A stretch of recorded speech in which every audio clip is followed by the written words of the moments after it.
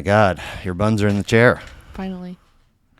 So this is the first time in franchise history that we're doing episodes on consecutive days.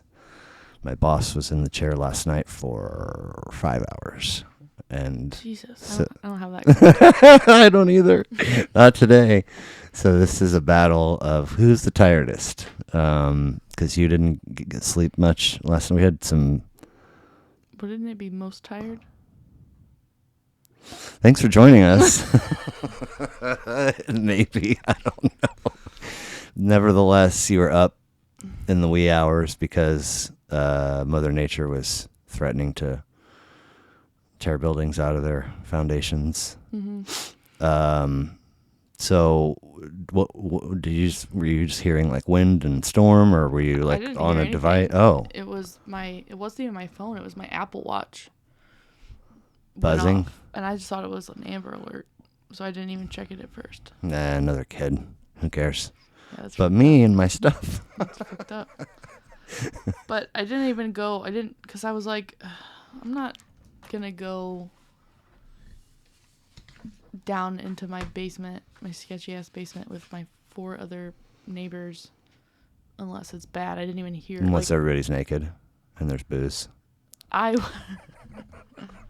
No, that sounds even worse.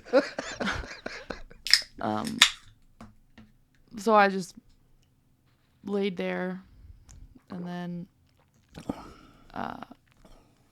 I got up, turned on the light, and then I turned off the light, and that's when I noticed the giant fucking spider on, oh God, like right next to, literally just like right there. My bed's like right here, and it was, of course, it was a brown recluse.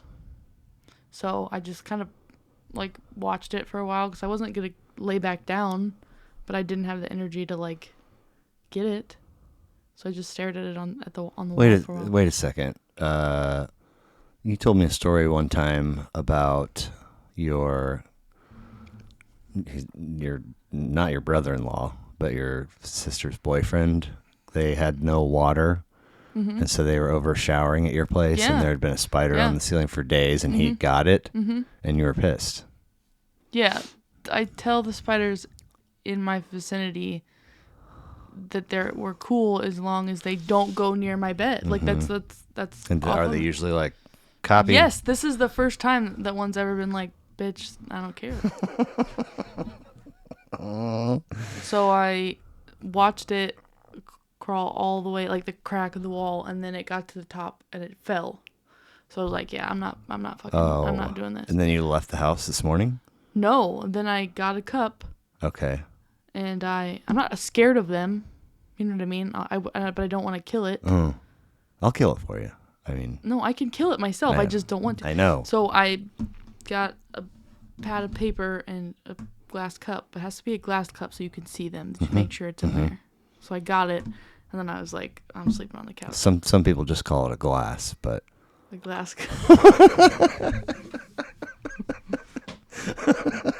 So, do you know where it is the point? No, and then I woke up I slept on the couch, okay. Like shit.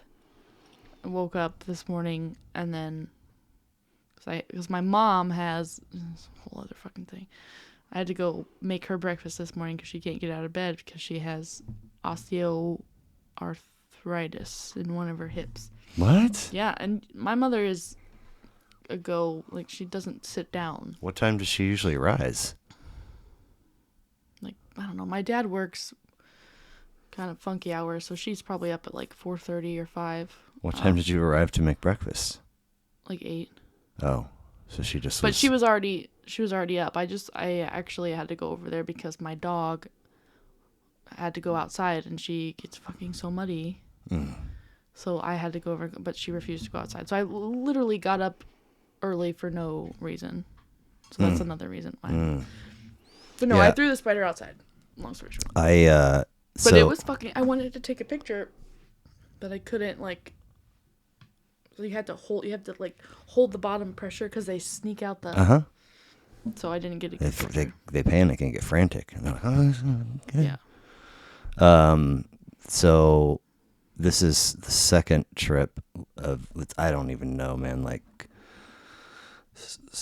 Milan and Santorini and Croatia and who knows wherever else. Two of my sisters and some friends. And in January, she's like, hey, because they both adopted sibling dogs a year ago. My other sister's dog is a girl, and she's super chill and sweet.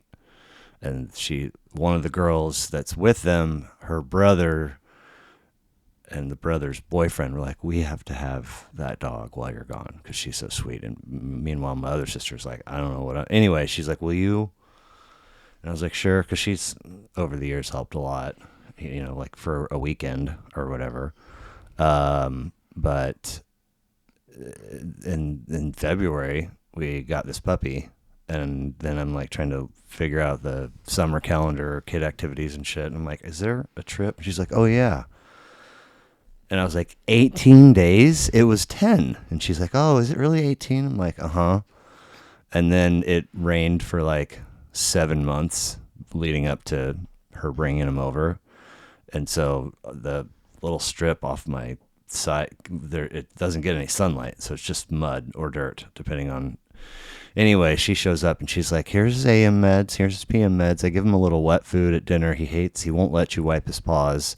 And if you you can't click his collar because he'll freak out. So the collar's got to come off and on this way. And his shock and bark collar are in here. And here's the one that chokes him on a walk. And I was just like, goodbye. Like, well, thanks for dropping all these deets on your... Anyway, Jordan Gooch is the bitch in the chair that the spider was referring to. And this is episode 19, Badass Records. We're both tired. Me, because I did a late episode and got up too early, and you, because you had spiders and dogs and moms and whatever else. Tornadoes, yeah. I didn't even realize how close it was to, like, it was like in between my sister and my mom's house. By it. Meaning Waldo and Blue Springs? No, they moved to like off 108th and Holmes. Okay. On the other side of the... But I mean, there was like tweet footage going around of like 95th and Metcalf and 95th and Antioch. Yeah, it went down 95th, like from Kansas to the... When I was driving on Holmes... Do you think the tornado was like, I wonder why it's called Bannister now? God. What was I saying? I don't know. No, there was like a tree on a house and shit. Yeah. I was like, oh, I guess I didn't really take this that seriously. Weird. But we talked, I said I was excited to see your buns in the chair because this is attempt number 4. Mm-hmm. But you were one of the first people to be like, I'll do it. I know. And then, the alcohol was involved. Oh, it was? Okay. Anytime I'm that excited about something, alcohol. Oh, normally you're just like sadness from inside out? Melancholy is a better word. Okay. Maybe Melancholy will be in the sequel. And they got to make a sequel to that movie. It was so good. What? What movie? Inside Out. Oh, yes. That is a good fucking movie. And so you are or you are not sadness? No. Okay. No. Are you anger? No. Oh. I'm more sadness than happy or than angry. All right. Well, any of the other ones. My core memories are in the other room. Don't touch them. Don't mess with them. The other room. I don't know. You know what I'm talking about? The balls. Yes, okay. I know. I've seen the movie. I reference that movie a lot in my work. A little slow on the reference there. If you reference it all the time. Okay. So, were you born and raised in Blue Springs? No. Raised, yes. Born where? Kansas City. Okay. Like a block away from my apartment in St. Louis. Oh, but were your folks living here then? When I was born? Yeah. Yes. Okay. Where? Like a block away from my apartment. Oh, so they walked to the hospital No. and walked home? No, but they lived off somewhere in State Line. Okay. And how old? You're the oldest, right? How long did they live there? How old were you when they moved? Oh, fuck. I don't... There was an apartment, and then we moved to... They bought a house, and pretty sure that was the haunted house.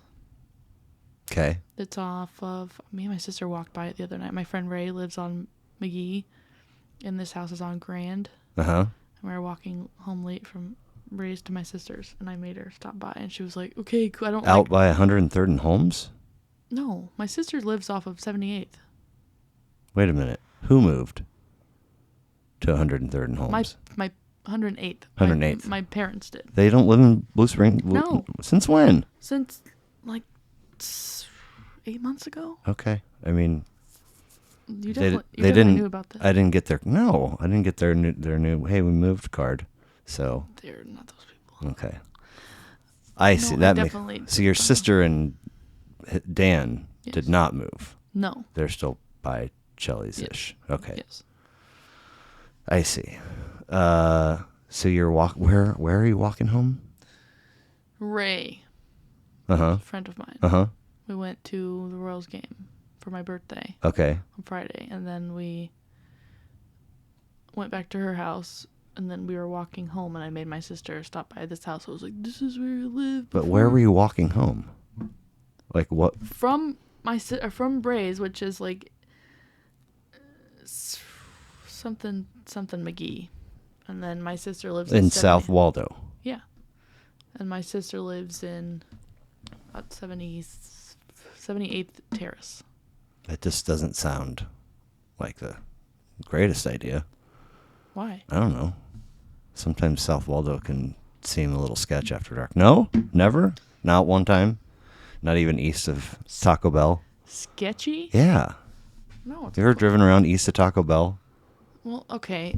Yeah, Like nothing cuts through and everything's dark and streetlights don't work and no, cars on. No, my sister. No, the neighborhood is delightful. We walk home literally all hours. Okay, so you're walking past this house and that I used to live in with my parents when I was little. Before she was born. Before she was born. And then my grandma moved in. And then they bought a house off of 75th and Bellevue. Okay. And that's the house. So I remember my mom being pregnant with my sister at that house, but then we moved to Blue Springs. Oh, okay, so you guys are 5 years apart. Yes. I see. Did you guys, are your folks, how did they meet? My grandma got my mom a job. I don't remember I should know all of this. I hear this story all the time. But you have some people are like, I have no idea. Oh, and no. I'm like, wow. I know. My grandma and my dad work together. My dad is 3-4 years older than my mom. So he didn't go to college, but he was in the military and he came home and he was just working odd jobs. My mom had just graduated high school. She had a boyfriend, but Bobby swooped in. Bobby was cruising the high school lots. No, my mom got a job working with my grandma and Bobby, and then Gotcha. Yeah. So, were they playing any music in the house growing up, or? Oh yeah. And that you remember? My mom more than my dad. Okay. Bobby just kind of listens to. Do you call him Bobby to his face? Yeah. All the time? Yeah. Always have? No. Oh. But consistently now? As an adult, yeah. And, well, I didn't think that you were like 12. Like, hey, Bobby, I'm going to be late. No, it's a funny story, actually. I don't remember. It's not that funny of a story because I don't really remember the whole story. I'm off to a good start. But a friend of mine just jokingly referred to him as Bobby G once. And That's right. It was perfect. And him and my mom heard it and they were like, yeah, that's so. And everyone calls him that. My friends, my mom. Your sister? Yeah. Nice. And he he loves embrace. Okay. Yeah. Okay. So mostly mom playing music. What was she playing? Well, there was lots of country when I was a kid, but that faded away rather quickly. I don't know why. Never asked. I don't know. I don't know. My mom doesn't like douchey country. Please, for those of us that don't know what douchey country is, can you give us a couple examples? You know, like songs about drinking beer and... Oh, yeah. Broken down truck. Yeah. Heartbroken. Yeah. Dog. Yeah. But like that, like... So most of it. Yeah. Like early 90s country, like Drunk Me... Ray always jokes that Drunk Me comes out and she plays country music and she's like, who are you? Oh my God. I don't know anyone. So it went away? Did it get replaced with something, or did music just stop getting played? I think, I don't know. It's probably always been there. Maybe that was about the time that I kind of got my own music taste, maybe. At what age? I don't know, like middle school. Okay. So mom's playing country when you're younger? No, she likes like alternative. So like her music taste, like Limp Bizkit? No, when she was growing up, I'm trying to think. She was really into like, I don't know. She just likes a lot of stuff. Like, I remember Blondie. Oh wow. I remember, Nora Jones. I remember. Like, The Killers. That was a good album that we listened to on the way to the lake. Your mom is playing this stuff? Yeah. Wow. Yeah. That's, I mean... And then, just so much random shit. But I asked her, because when I went through, like, my Nirvana phase, she was like, no. Not for me? I don't like that. Oh. It was too, like, mainstream. I was like, okay. She's like, his music just makes me sad. And like in a way, like not in like a good way. It's like, oh, okay. Did you clutch a core memory when you heard her say that and it started to turn blue? Maybe. So, but like mostly the music playing and selection was dominated by her, and Bobby G's not playing. No, Sorry, I don't know you, so I shouldn't. He has stuff. It's just it wasn't as. She kind of knows what he likes. So that's cute. Yeah. Yeah. Are they in good shape these days? Oh, yeah. Like, you see moments where you're like, oh, they love each other. That's cool. Oh, that's always been the case. Nice. Well, sober, that's always been the case. Oh. Okay. But yeah, I'm trying. We had this, like, cabinet when I was a kid of all her CDs, and I'm trying to remember what I would pull out. You're 100% the first person to say pulling out my parents' CDs.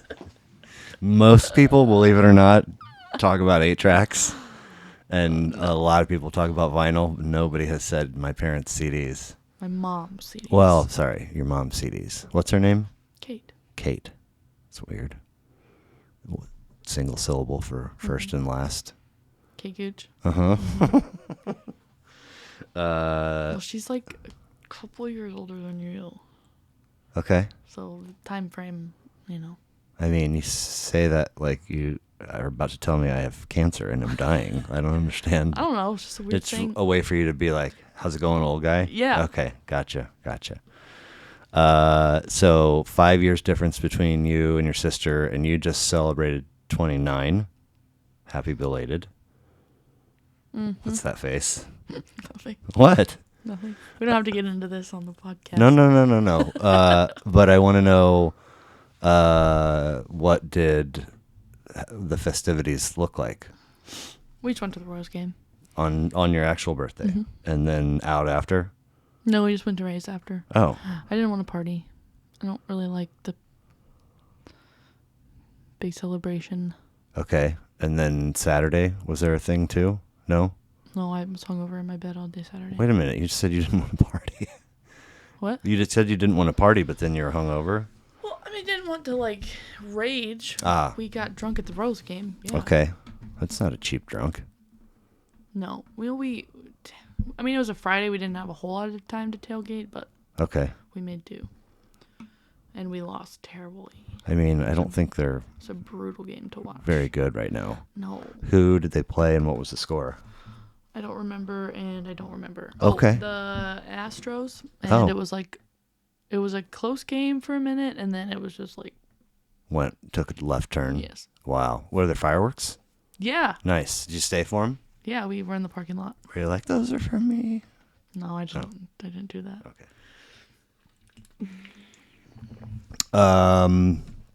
So do you, I mean, I'm always fascinated to like not necessarily drill down for specific answers, but to just sort of dance in the subject of first or initial memories. Now, do you, this house in KC where they were living when you were born, do you legit remember it, or have you seen pictures? Which one? I don't know. The one that was by 1 block from the hospital, No. or the one that was on the that haunted was one? Was that the second? The haunted one is the first one that I can remember. For real, remember? Yeah. Okay. The only memories I have is just being like, nope, like nighttime, and I just didn't sleep alone. But being the first, like when my parents were like 21, they were like, okay, well, she's just. So you were like co-sleeping with them? No. Oh. I just refused to sleep alone in my room because it was terrifying. So where would you sleep? I would just leave my crib. I remember leaving the crib, and there was like 2 bedrooms. And then there was like this weird stairs up to the attic, and for some reason their room was in the attic at this point. I hope this is a real memory and not something That's what I'm fascinated about, because you can't remember who the Royals played or what the score was. Actually, you said the Astros Friday, but roll the tape back. But I remember like there was a hallway in between, and I remember like closing my eyes and being like, okay, don't look over there for whatever terrifying reason, and just like booking it into the hallway and then up the stairs. And they were aware of this, how grave this fear was? It wasn't like, I mean, paralyzing. I wasn't like, oh, this house is haunted. I remember seeing something. I just remember being like, no. Okay. So it could have you could chalk it up to a 2-year-old just being like, I don't know. Yeah. But my dad always said there was something weird about it, so I just kind of took that and run with it. So help me see the layout. Is it like 2 stories? Why do they have a room in the attic? I don't know. So it was a 1-story, and someone had to have like added. Oh wait, you said your grandma moved in. Yeah, my grandma and my great grandpa lived in that house after we did. He was slowly declining. He had dementia. He had Alzheimer's. So she lived in that house for a little bit after he was in the home. I don't remember. I assume they bought it, or I don't know if they were renting. And then they bought the house on Bellevue. But I remember that house too. It was huge in my mind, but I drive by it now and I'm like, oh, it's a night. They redid it completely. Bellevue and 75th. Okay. I mean, there's nice houses over there. Yeah. So was that 2 stories? Yeah. And did you have your own room? Yes. And was everybody's? You had 2 rooms? Well, I was the firstborn, and there was 3. It was a 3-bedroom house, so I had like a playroom and then my own bedroom. And then when your sister's born, Audio's playroom, or? No, then I don't remember. I don't think she ever had. Oh. I think my mom was pregnant with her there, and then she was pregnant when we moved to Blue Why did they Springs. move? Because I was going to kindergarten, and. Oh, KCMO School District. Because I was going to St. Elizabeth's at the time. Oh, wow. I wasn't gonna. Okay, little Sainties. Yeah, I wasn't gonna go to private school. Apparently. Now, once you're out there and they're there for. Because my dad and my uncles grew up in Blue Springs. Okay. So that's kind of there's why. a tie. Yeah. So were you guys, once you're out there and sort of settled, were you guys going to church or no? No. Just Sainties for early education? Church was never a thing in my house, except my mom was raised Catholic and St. Elizabeth is just like homey. Right. It was just where she, So middle school, you said, when you first... Remember music? Yeah. Like my own? On your own, yeah. Yeah. But that was like whatever, I don't know, other like weird teenagers are listening to. Like that wasn't like my first was just like, oh, I like this because my friend likes it. And then it was like slowly like, they're also sad and they like this music and I like it too. That's gonna be a general theme when it Okay. comes to my music I taste, mean, just in I'm general. picturing you and your pals as the goth kids from South Park. With just Internalized, maybe. not with the No. black and the, No. however, all black. Yeah. No. So what about like after that? After you're like digging what your friends are digging, is there something that you? I remember asking for 2 CDs for Christmas when I was in 6th grade. Did you have a device to play them on already? Yeah. Okay. My mom had CD players, Right. and I'm sure I had a Walkman or fucking Okay. whatever they were called. Yeah. Discman. But I asked for From Under the Cork Tree, Fall Out Boy. Wait, and what's the title? From Under the Cork Tree. Cork? Cork. Like wine bottle? Yep. And Fallout Boys? Boy. Fallout Boy. I mean, I'm glad I can be of entertainment.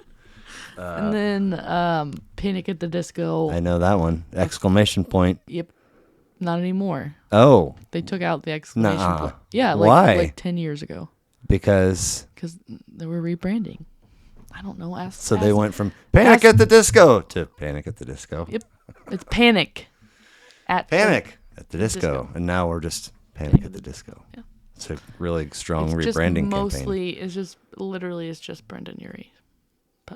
Okay.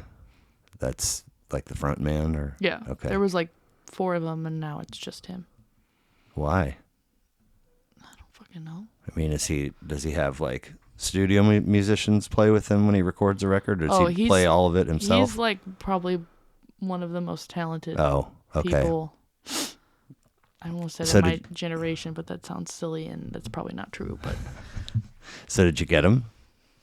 Yeah. For Christmas? I got him for Christmas, yeah. And would you play them privately or for the family or? No. For the family. Well, I mean, I was in 6th grade. No. I was but I mean, in my room with my headphones, not talking to anyone, or on the bus. I mean, it's not like. And then that's around the time when iPods came about. Mm-hmm. So then I got that, and then it was just like, pop punk was the genre that I was very. Pop punk. Pop punk. It's a lot of P's. Yeah. Emo stuff. Oh God, here we are, just riding that wave. Who are some people in that genre? I don't know. I don't have a whole lot of names that I remember because it's not good. Like I don't there's few that I still listen to that I'm like, oh, I can still, enjoy this, but not because it's good, but because it's nostalgic. I could play it for you, but you would be so. It might make my arthritis and my hemorrhoids flare up. You would just hate it. And I'm fresh out of hate it very much. Preparation H. I'm fresh out. Okay, that's enough. Tux, medicated pads. I don't know. So how old were you when you got this iPod? Beyond 6th grade? I don't know. Maybe that was 8th or 9th. Okay. Grade? And could you text on it? Was it one of those? No. Oh. Oh no. No, it was a little. The first one I had. A mini? Was the square, and you could play games on it. But Really? Yeah. Oh, fun. What was it called? I don't know. Nano? No, the Nano was the small one. And then I got an iPod Touch. Ooh, okay. And then what becomes of your first one? Does it just go on a shelf, or did you give it to the Apple? Jessica fucking lost my first one, and I never forgave her for that.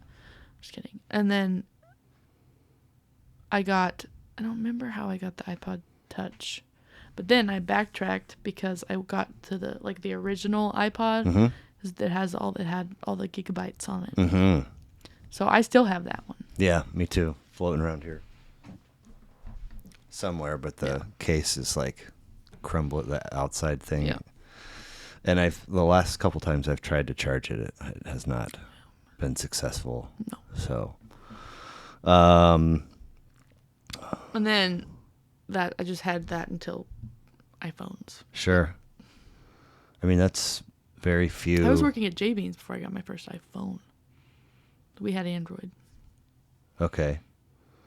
That I was just getting ready to say we've known each other for a long time, and you have a special music listening ritual that from time to time you will.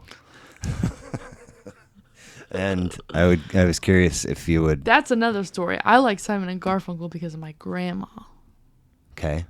What's another story? Simon and Garfunkel. That's what you were going to bring No, up. no. Oh. I'm bringing up when you're in a certain mood and you really want to get down to a particular song. Oh. You will lay down on the floor. Right? Yes. And yeah, that kind of goes into Simon and Garfunkel. Right. But how did you arrive at that? I was a depressed teen. I don't know. What do you? I mean, if, It's just a comfort if thing. the sequel for Inside Out's melancholy role has not been cast yet, it's fucking sitting right here. Mm-hmm. Still, it's riding that wave. But well, what's the connection between depressed teen and laying on the floor to listen to music?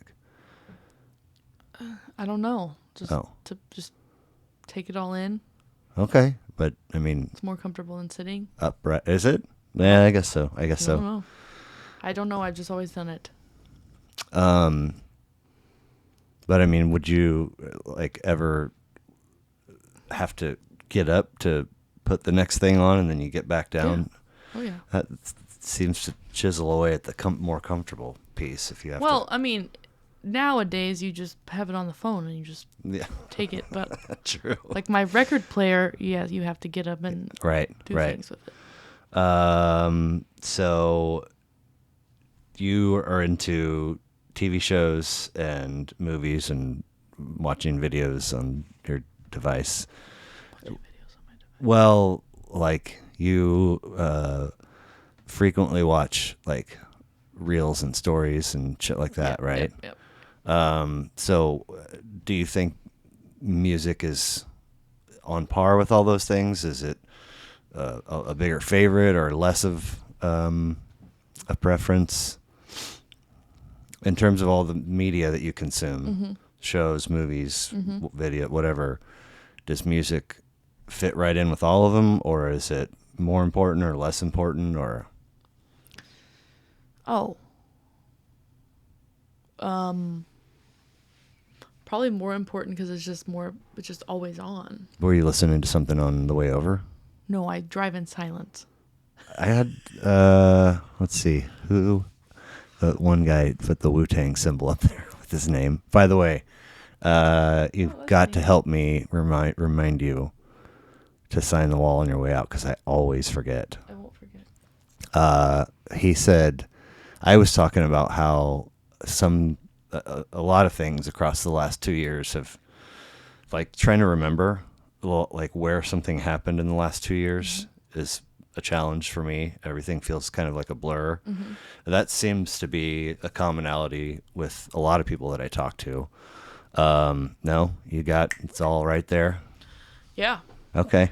Well, so I've talked about currently struggling with driving because I feel like nobody's paying attention and nobody's in a hurry at all, or everybody's in like a super aggressive hurry and putting other people in danger. I can't get on that 'cause I am like not the best driver. I find that as a huge surprise. But anyway. Oh, come on.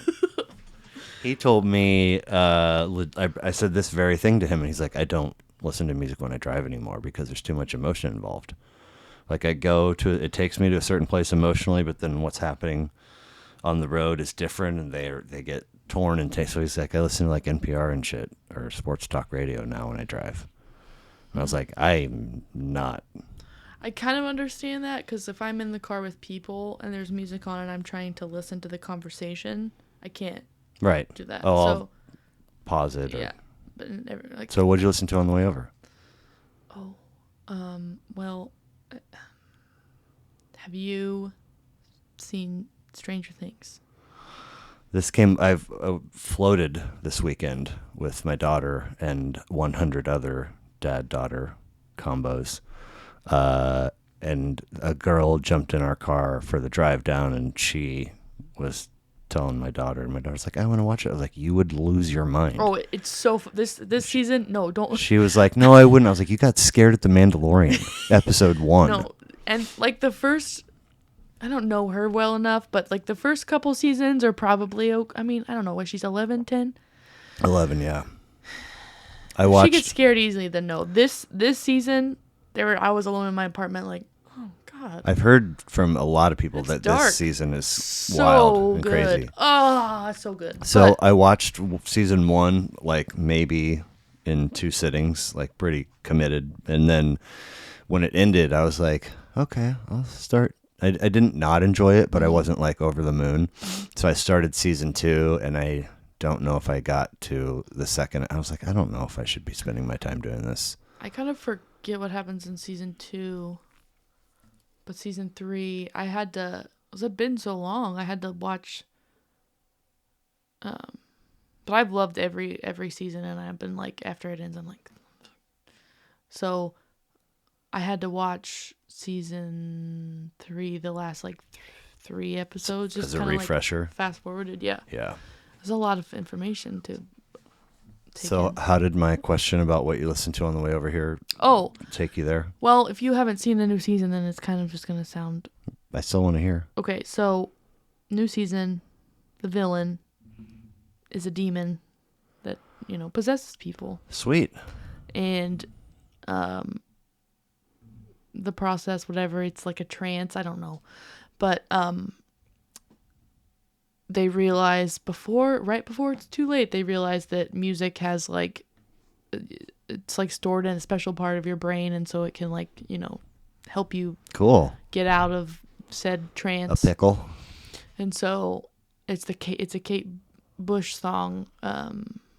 Somebody texted me about Kate Bush like 2 hours ago. Yeah, it's probably why, because it's all over the internet. It's very sad. Or maybe I saw a meme. I might have seen a meme. I don't remember what the name of the song is called. Okay. But Run up that hill. is it oldish, newish? It's an 80s song. It's an 80s song? It's an 80s song. Okay. Because it takes place in the 80s. Now, did the song appear in an episode and then you sought it out on your device? No, I didn't listen to it on the way here. I wasn't done with my story. Oh, sorry. So everyone on the internet is kind of like, oh, well, that was this girl's song to get her out of said trance. That was her favorite song at the time. Like, what would your songs be? So I made my own playlist. Wow. Of what my songs would be. How many songs are on it? Right now there's like 30 something. Can you send it to me? No. Why not? It's very personal. Get out of here. I'm going to identify specific things in songs and be like, that was when Jordan got her first period. Ew, no. And that was when... Well, I basically just went through all of... And I know there's songs missing, because I look at it and I'm like, this is not it. But just all the songs that, like, you're like, yep. If I was possessed by a demon and I heard this somewhere in my mind, that would help me. Okay. Can you tell me at least another artist or two? You'll never guess, but Simon and Garfunkel is Okay. on there. Let's see. Don't send it to me then. Casey Musgraves. Ooh, what song? Rainbow. Okay. My daughter's been working on that one on piano for like a month now. So I hear it first thing in the morning. Ding, ding, ding. Mitski. There's some Panic on here. The Shins. Panic, not Panic. Iron and Wine, Minus the Bear, Circa, Anthony Green, Bright Eyes, Laguerre, Phoebe Bridgers, The Mamas and the Papas, Fiona Apple. What Fiona Apple song? Sullen Girl.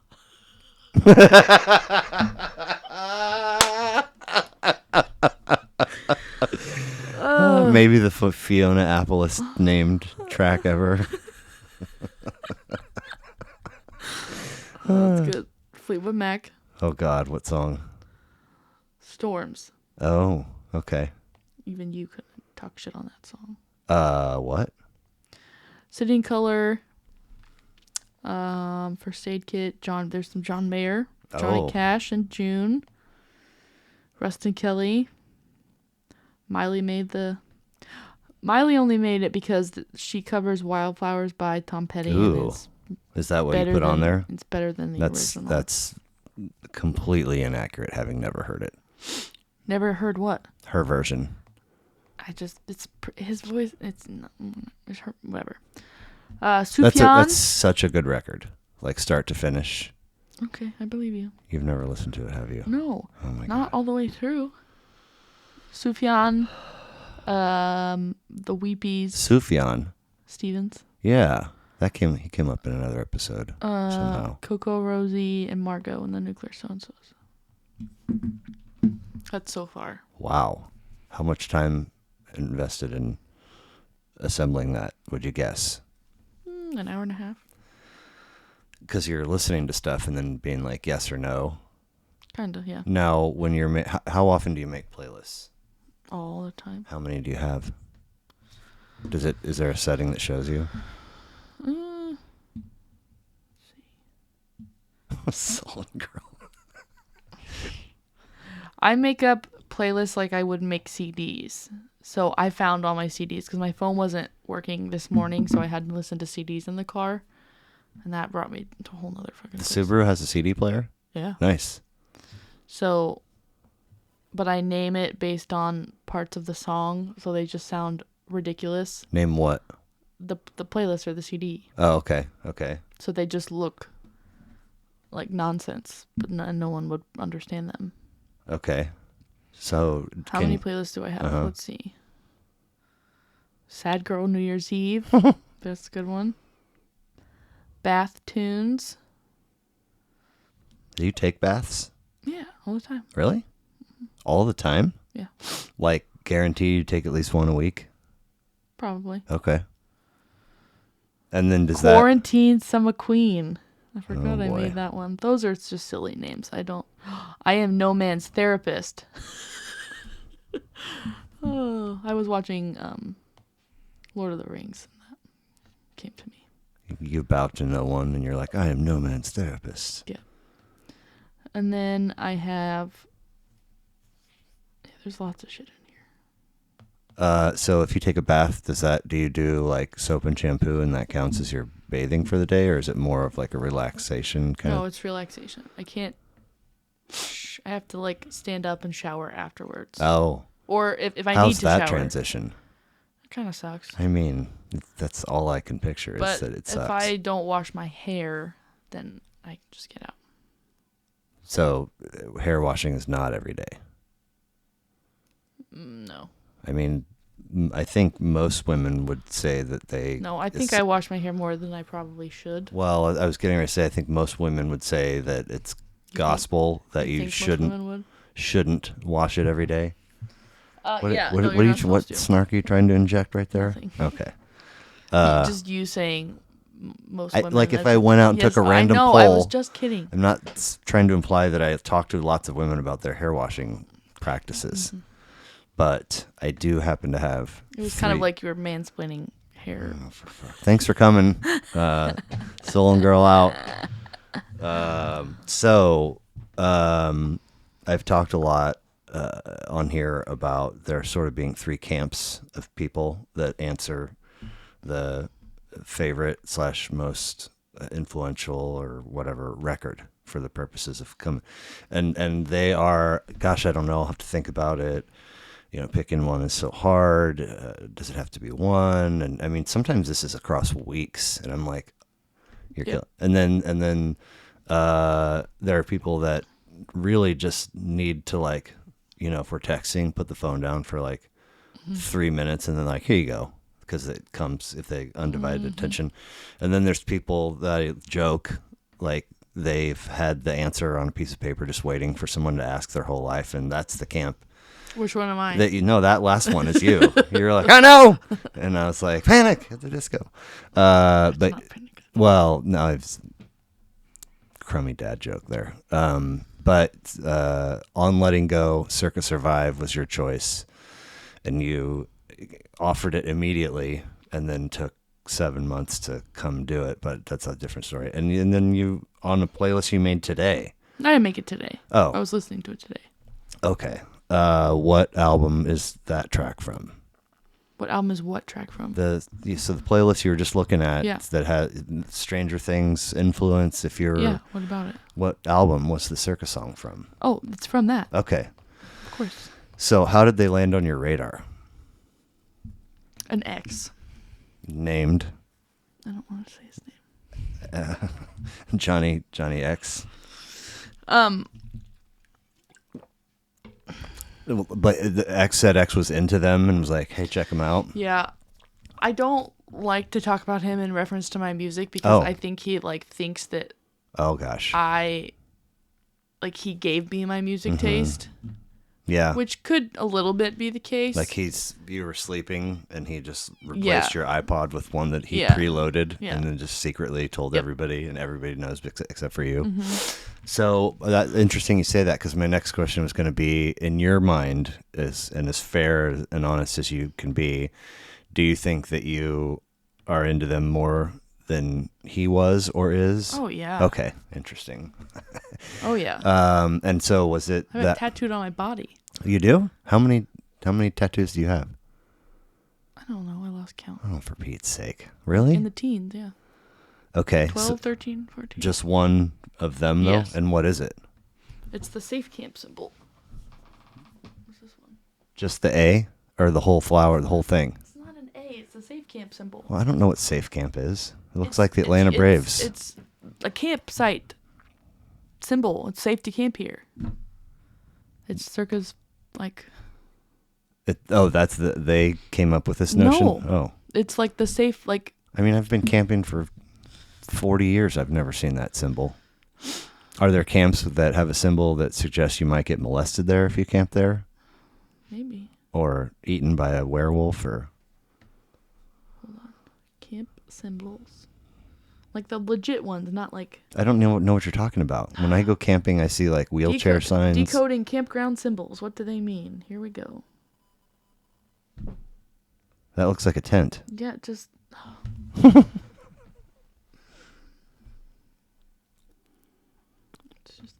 just gonna Google safe camp symbol. It's mostly related to Circa Survive, but... Oh, okay. It's like hobo symbol. I didn't realize that. I thought it was on like actual camping. Like the National Forest Administration is like out there with a hammer and a nail, a spike. Yeah, so it's like homeless people put it places. This place is good to go. Brooks was here. So was Red. Yeah. Sort of. Okay.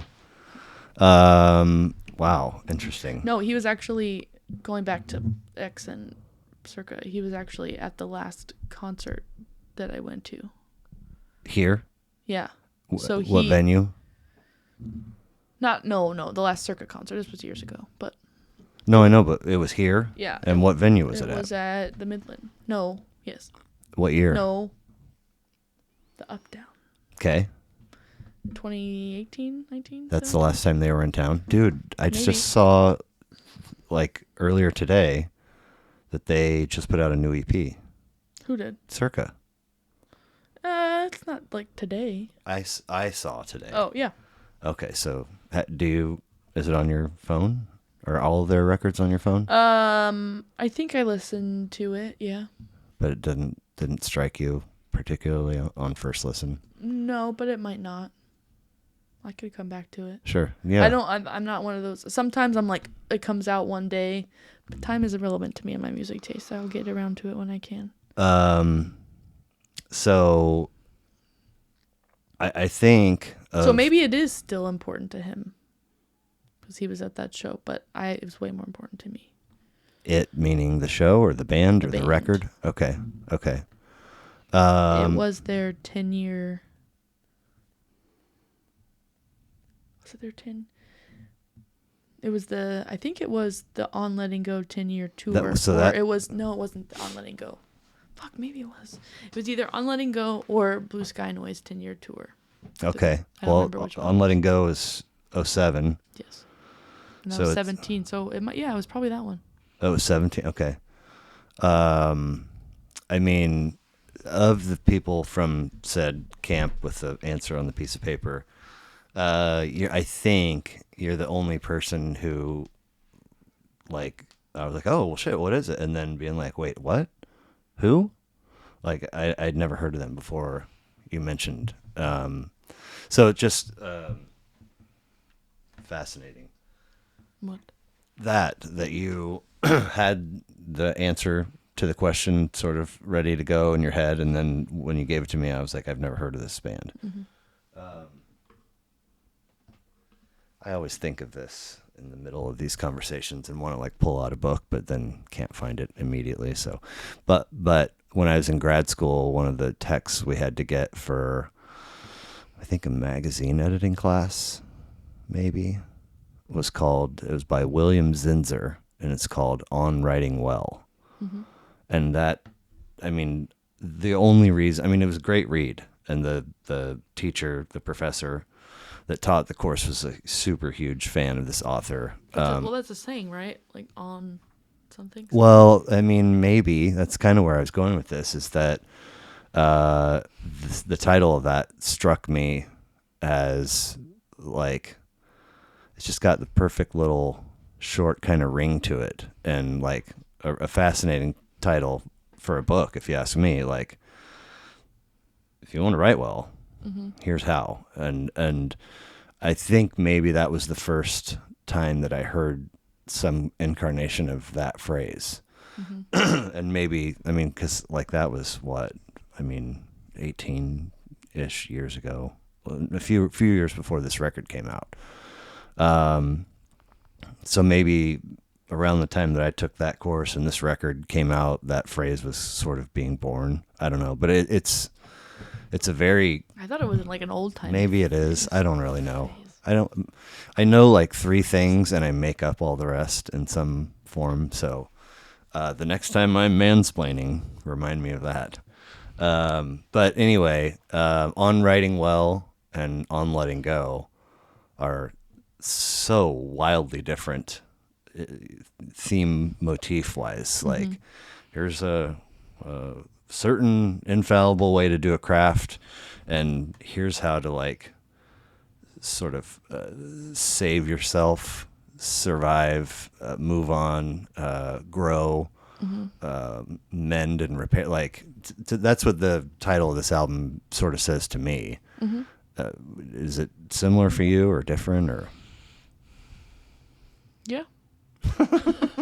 If you could try to contain your enthusiasm just a little bit, I'm just thinking. people are going to have to turn you down in their cars because you're just... All the listeners. Yeah, all three of them. I'm kidding. Nobody's going to be listening in their car.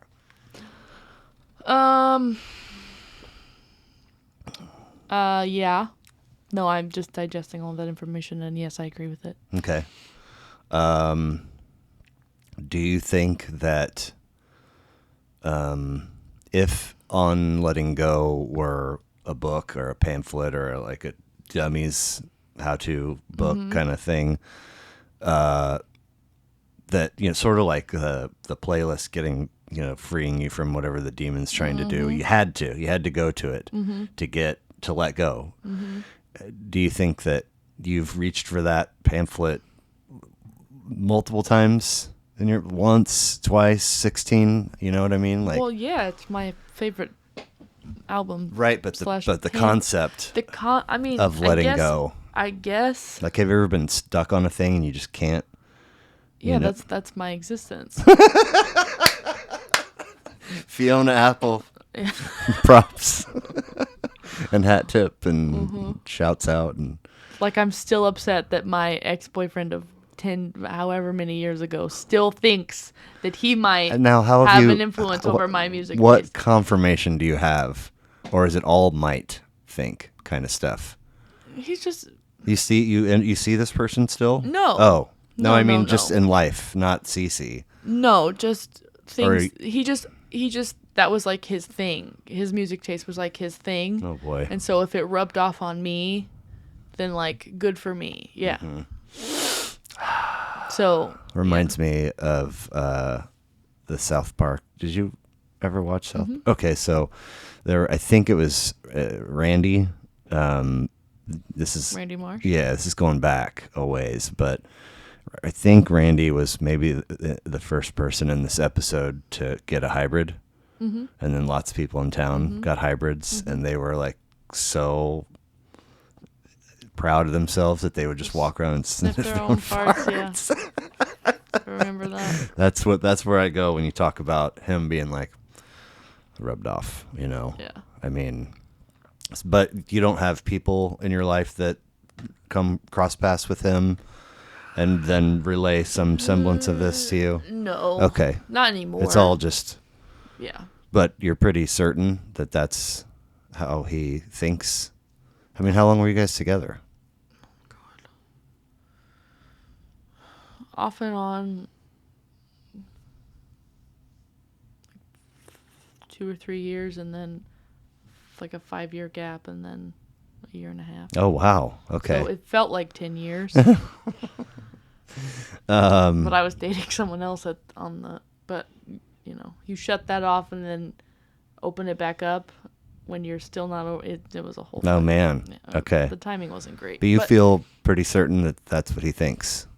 That maybe not. I don't know. I mean, just little things that he said or, you know, used to say. I don't know what he thinks now. Okay. And that's kind of irrelevant. But Sure.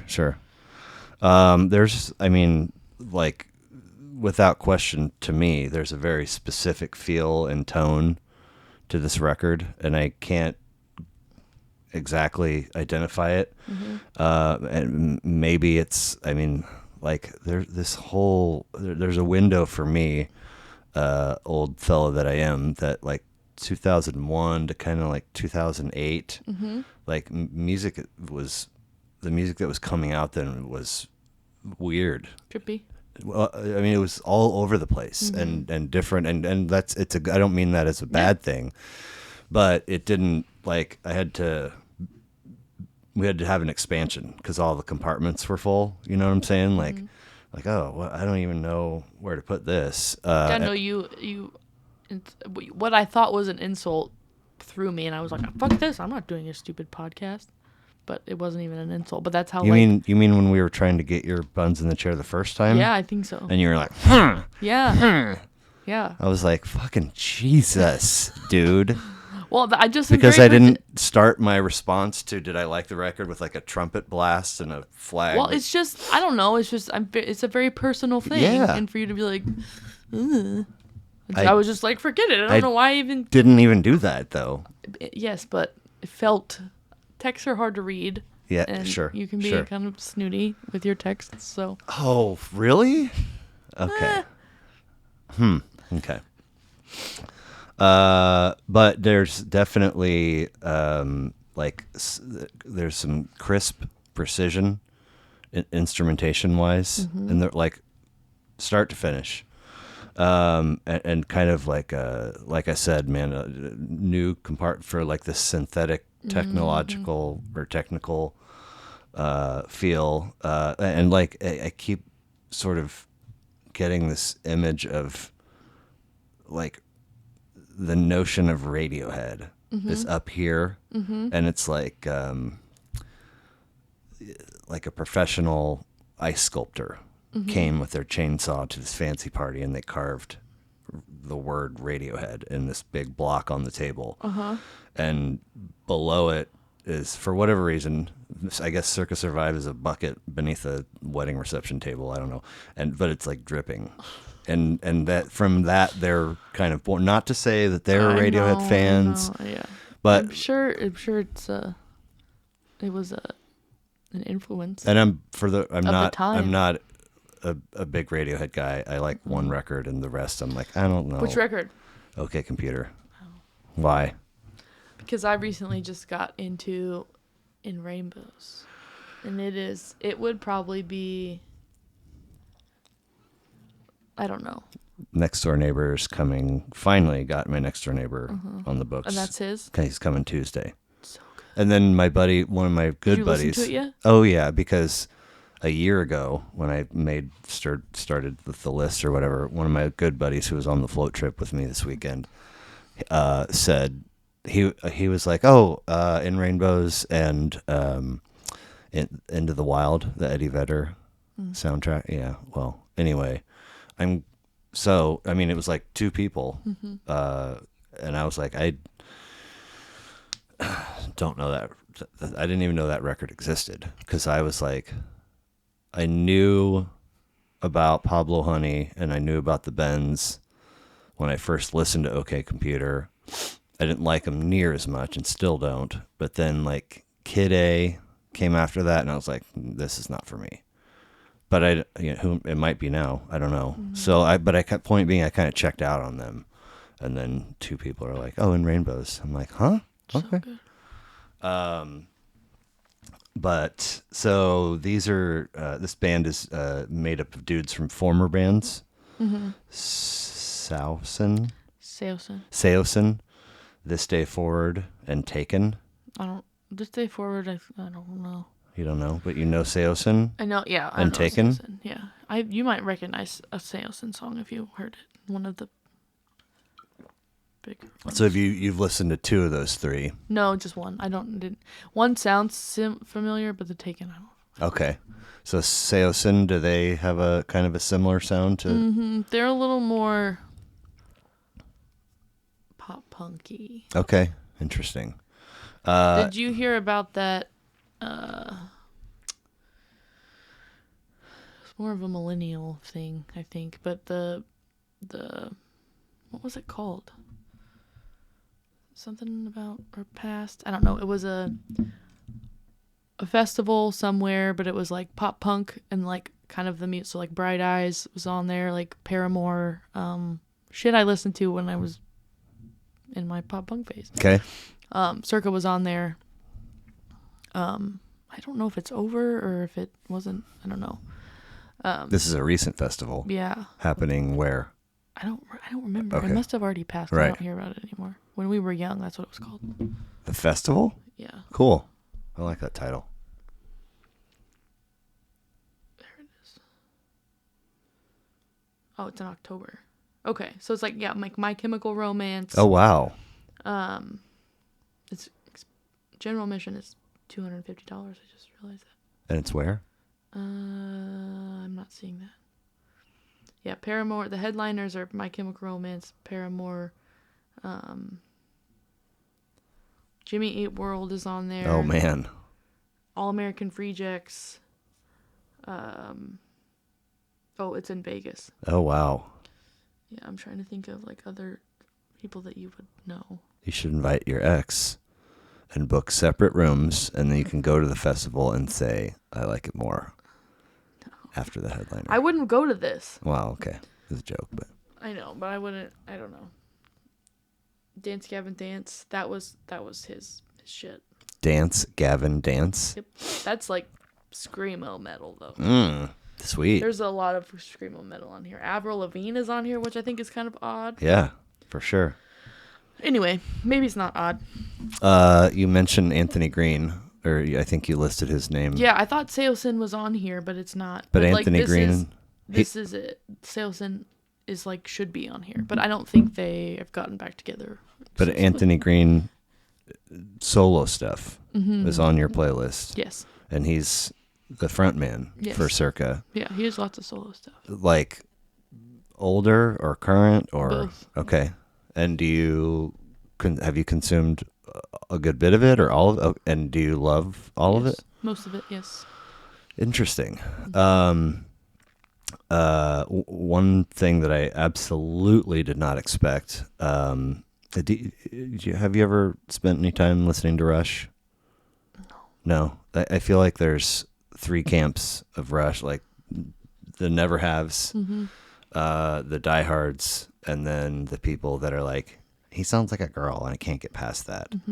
And now I want to be like, have you listened to Circa Survive? Because you'll think Geddy Lee has the deepest voice ever. But it's for me as a diehard, not that I really consume them much currently, but definitely a lot in years past. That or Bob Dylan, I'm like, that's it? You just, on one little facet, you totally check out?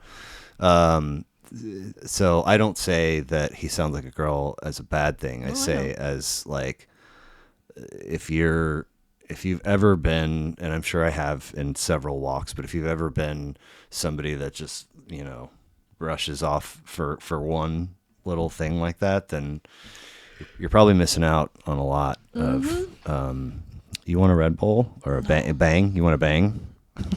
What is that? So of the many products that are like spotty in terms of availability across pandemic, sugar-free Red Bull has been super hard. And the last time I was at Costco, its slot was gone. Or they had just like double stocked on regular, and my daughter was like, "You should get Bang," and they're big boys, and there's 4 different flavors, like cotton candy and sparkle unicorn and peach mango, and anyway, they're not my favorite. I don't mind them, however, like a couple sips off of one and I'm like, so anyway, do you want one of those? No, I don't like energy drinks At all? No. Never have? No. Never been a vodka Red Bull kind of person? When I was underage and sneaking into bars, yeah. Okay. No, I can't remember a time I ever was like, I'm wanted one. I'm gonna make a drink or get a beer momentarily. So if you decide that you want something, I don't know why. Do you have to check the time to decide how you're gonna answer that question? Mm-hmm. So okay. Anyway, so you're a big fan, Anthony Green. Yes. Another thing, I didn't really what? I've met him twice. No way. Yeah. Did you guys take your clothes off? No. Smooches?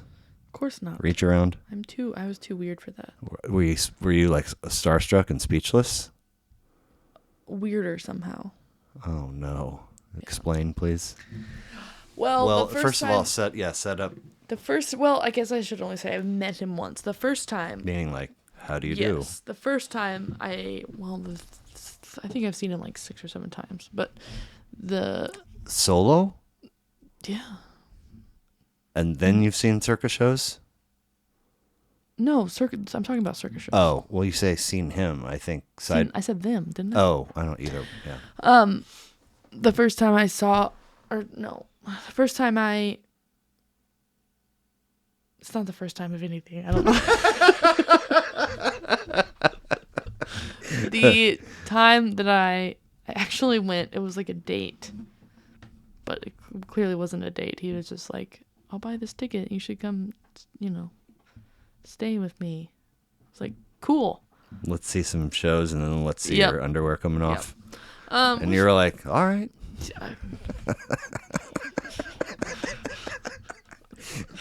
Just don't touch my core memories. He was nowhere near my core values. But we went to see him, and we actually walked by him in the alley, and he was like, "Oh fuck, I think that's Anthony Green." This was in Columbia at the Blue Note. Ooh. And I was like, "No." He was like, "No, let's go." And I was like, "No, we can't do that." I was like, "What? Why not?" I don't want him to know that I'm with you because I want to be with him. No, I was just Right, like, no, right. I don't. I just panicked him. Whatever. Sure, at the disco. But sorry, I can't help it. But we were at the show, and that's the only show that I'll go up front for. Oh. I get really bad social anxiety in crowds. Shocking development. So unless I'm wasted at a show, which that'll happen occasionally. Mm-hmm. But yeah, Circa, I'm right up front. But he it parted, and he just like grabbed my hand. Get out of here. I was also not tripping. I was rolling on Molly, so I was just like, and like the blue, like the purple. You're and like, the blue my vagina light. is so wet right now. No, it was not sexual. Sorry, I couldn't help it. You have every time you got a little twinkle. Yeah, it's not.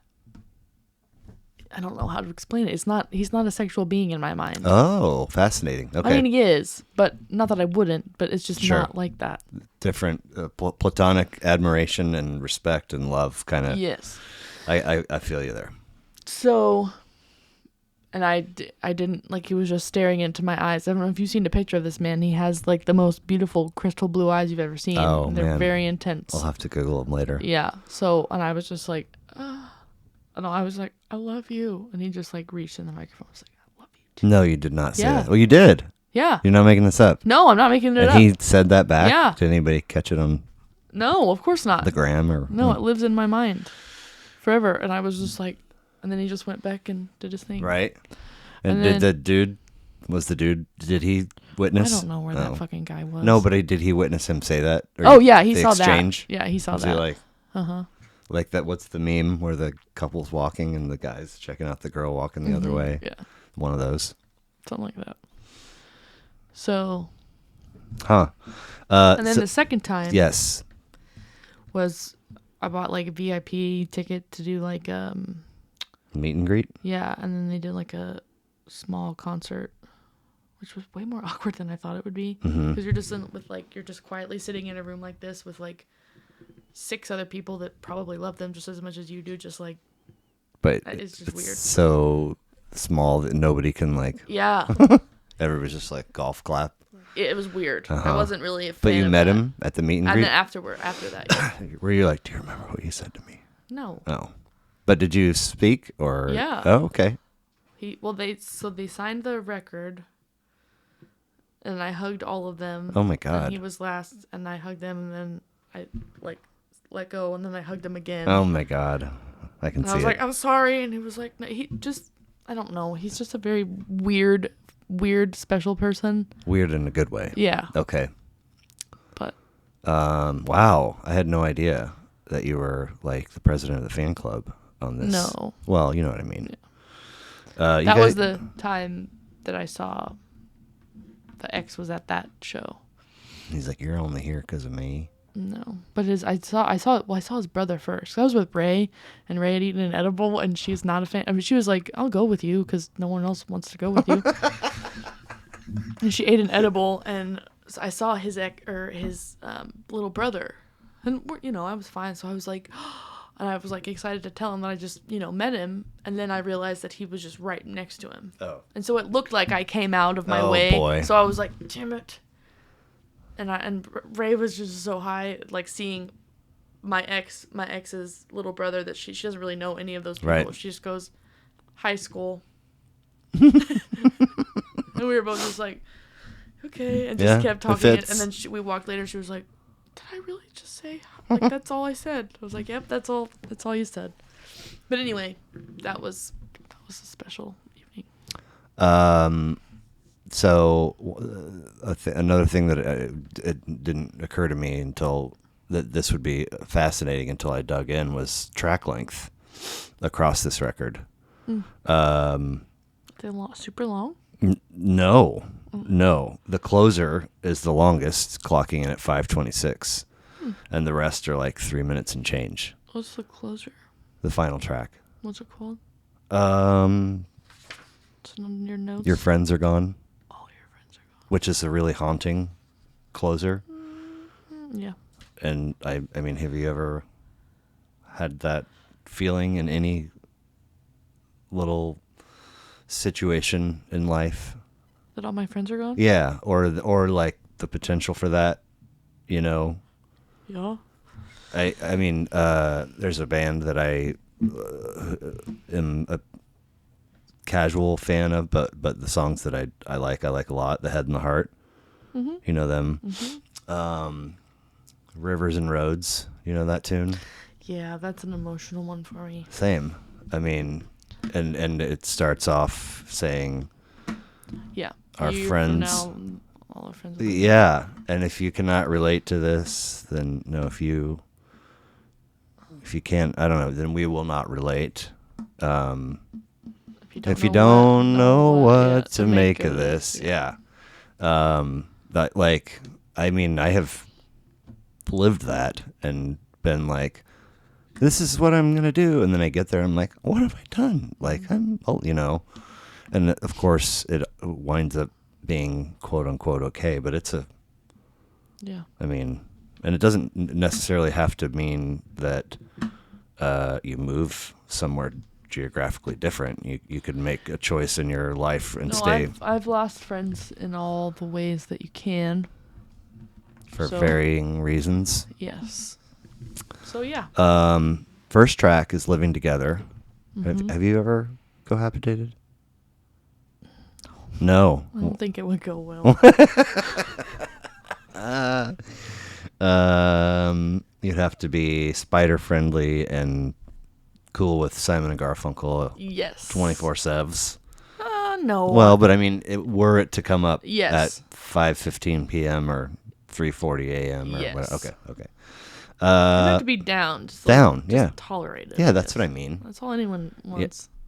You know, just to be tolerated. Fuck love.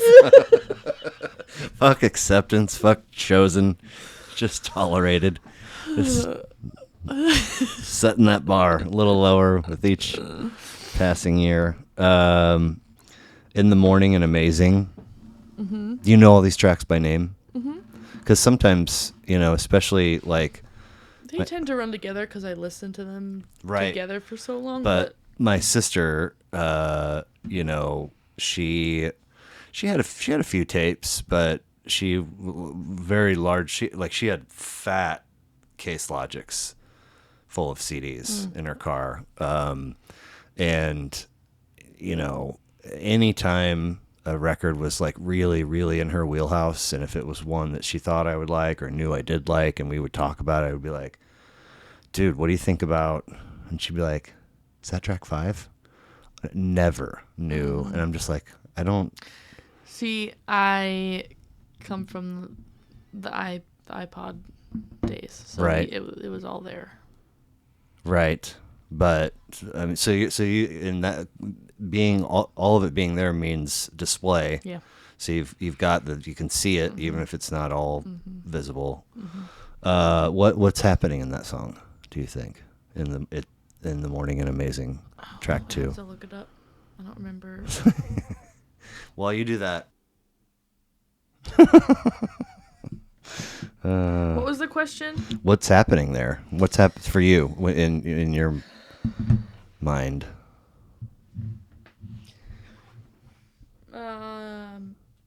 It's a chaotic relationship with no labels.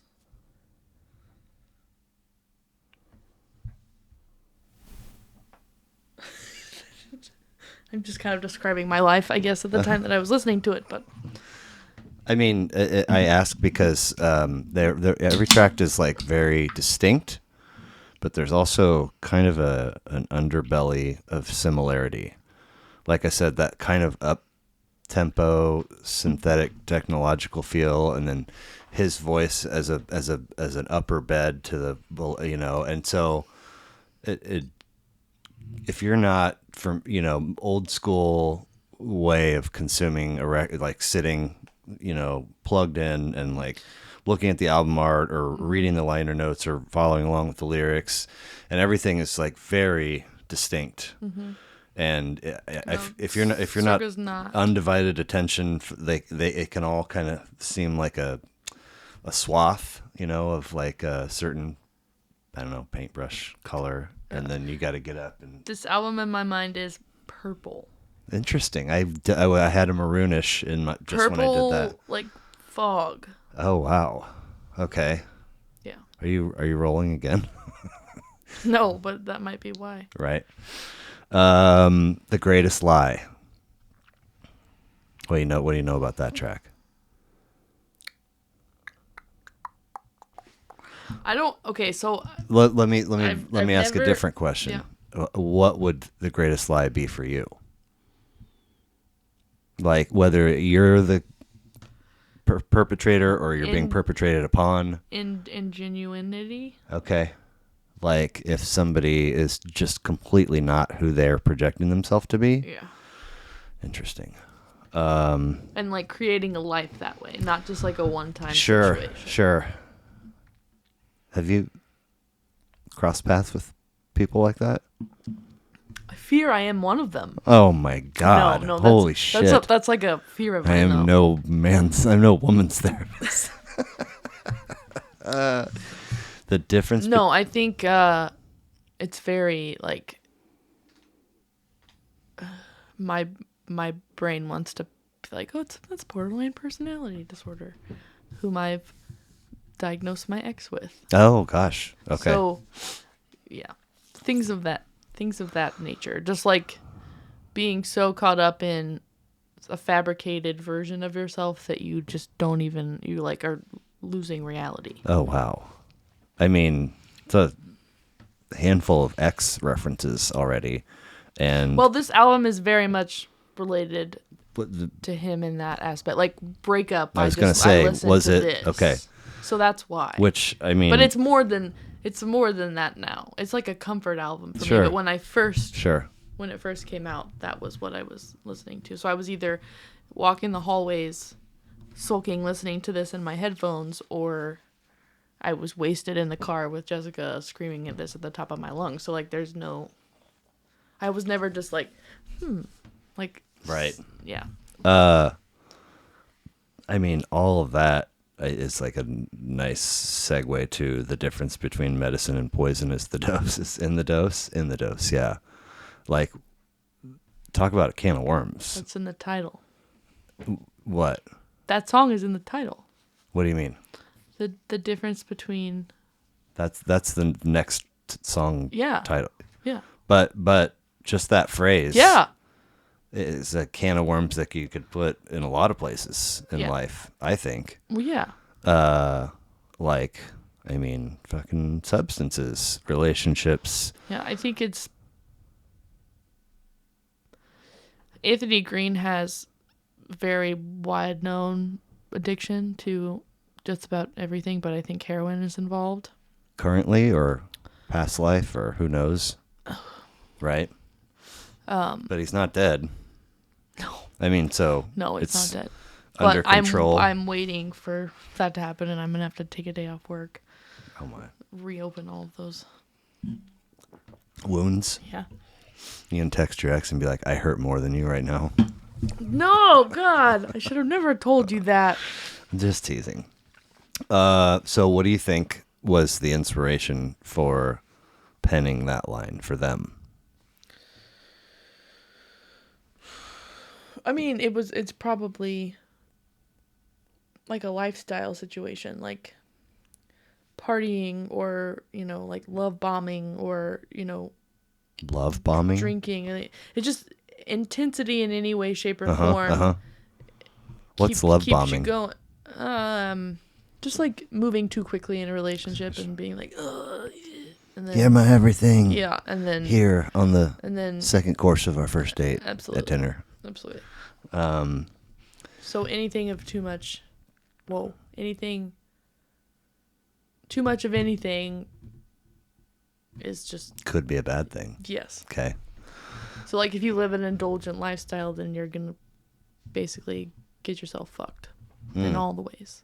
Okay. I mean, that's just what I'm like touring in like a rock band.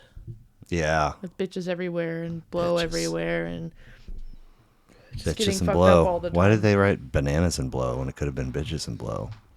Who wrote bananas? Ween. You don't know that song? There's a song called Bananas and Blow. Oh my God, it's fabulous. Stuck in my cabana, living on bananas. It's. I mean, if living on bananas and blow. Yes. Huh. Have you ever listened to Ween? It's terrible. No. I mean, I'm not. Ween? Yeah. No. In fact, I think the front man's name is Dean. Dean Ween. They've a big following, and I've never really done a deep dive. I've just got like what like Fish and Grateful Dead following or no? They're similar. They do not sound at all, but like sort of. Yeah, not quite on that level, but there's definitely. I mean, like, so they were not. They were disbanded like 4 or 5 years ago, and Trey tweeted like, "Hey, if we get enough heads, what's the enough push, enough current, enough headwind, maybe we could all get Ween to get out there and tour again." And then like 3 months later, Dean Ween was like, all right. I mean, that was the puppy. She's sad. She does that. Could she not be down here? I brought her down for the first time earlier today and was like, the purpose of you being down here is for you to hang out in your bed, not to be a complete spaz. And Yeah, she's not going to do that. no. So if one more yip and I'll go beat her with a stick and then let her out. I meant let her out. But yeah, they have this song. So a lot of their songs are like wildly different from one another. And Bananas and Blow has a real heavy like xylophone. I was picturing the bowl. You know The Office? I don't want to work. You don't know The Office? I've never watched. Yeah. All really? right. I got to let her out. Yeah, really. Why does anyone take a snap? I just send something to people. Send it to my sister. Saying. What have I gotten myself into? Just kidding. Is there a font that perfectly? Yes. Okay. Anyway, it's a really, really, really fun song. And it's got like this Do you know what I'm talking about? The bowl, the like Caribbean singing bowl? No, I don't. But I'm not gonna be able to find it. I'm not gonna Google Caribbean bowl instrument because actually it would probably pop up. But that's the feel of this xylophone riff that kind of carries across. It's very like tropical Caribbean, like we're living in huts, and it's a very fun song. But Mandala or Mandala, how do you say it? Mandala? Is it Mandala? Mm-hmm.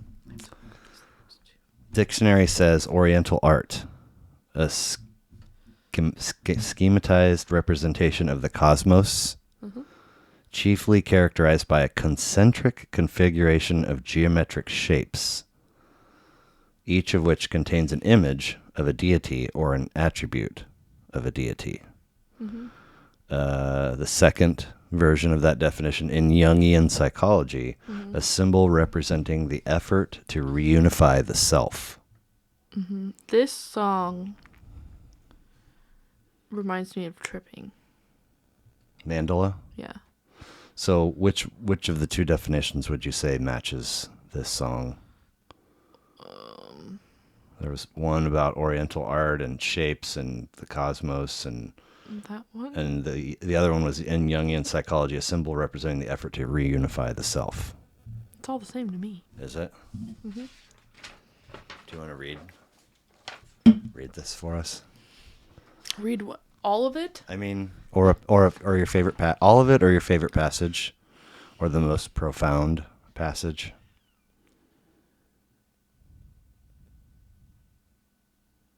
I mean, the city's buried thing is always odd to me. There are cities buried underneath our city. This is just like me tripping for the first time and being like not being able to comprehend like civilized society and just like rambling. Huh. And what were you tripping on? Mushrooms. Like in a cartoon house with a cartoon car, there are cities buried underneath our cities. I mean, super weird, and also I can very easily relate, picture, identify with. Where were you tripping, and who were you with? It's a random group of boys. Oh, just a bunch of boys and you, huh? That is random. Where were you?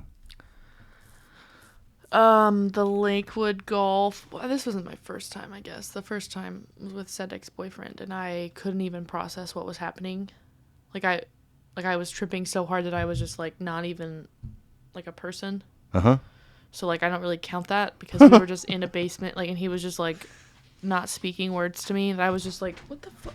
Just the two of you? Yes, it was terrible. And he was tripping too? Yeah. Oh my god. And I was just like, what? Who are we? What are we doing? Like, I can't, every 3 seconds I would just be like, nope, this isn't, like, something isn't right here.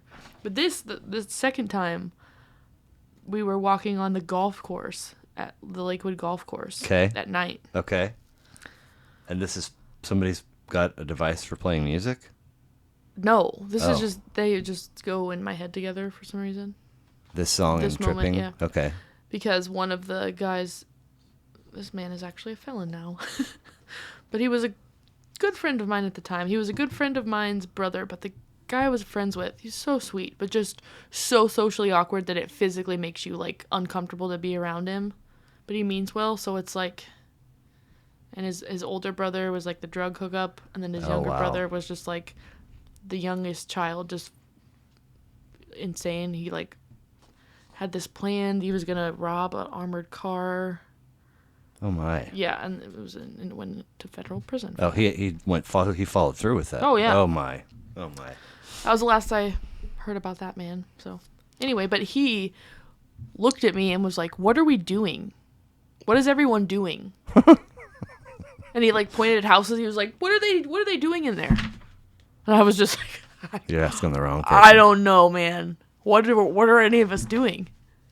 I'm about with to our get, cartoon house and our cartoon car? Like, I don't fucking know. I'm about to get in the wagon with Bing Bong. So Yeah. I'll tell you when we get to the bottom of the thing. Exactly, Bing Bong. But I remember, like, laying, because it was very manicured grass, so it was beautiful. And I took my shoes off because who wants to wear shoes when they're tripping? I love walking on grass. It's a very grounding experience. It better be dry. It might have been wet. I don't know.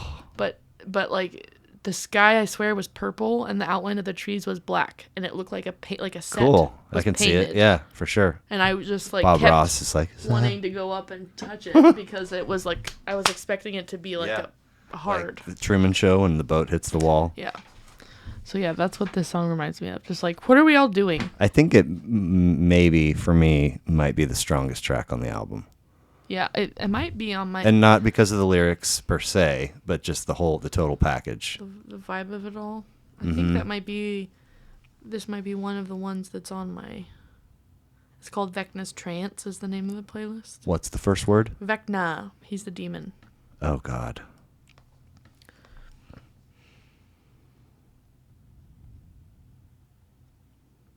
Where is it? Oh, it is. It's the only song from this album on here. On your Stranger Things playlist, Vecna Trance? Vecna's Trance. Interesting. Well,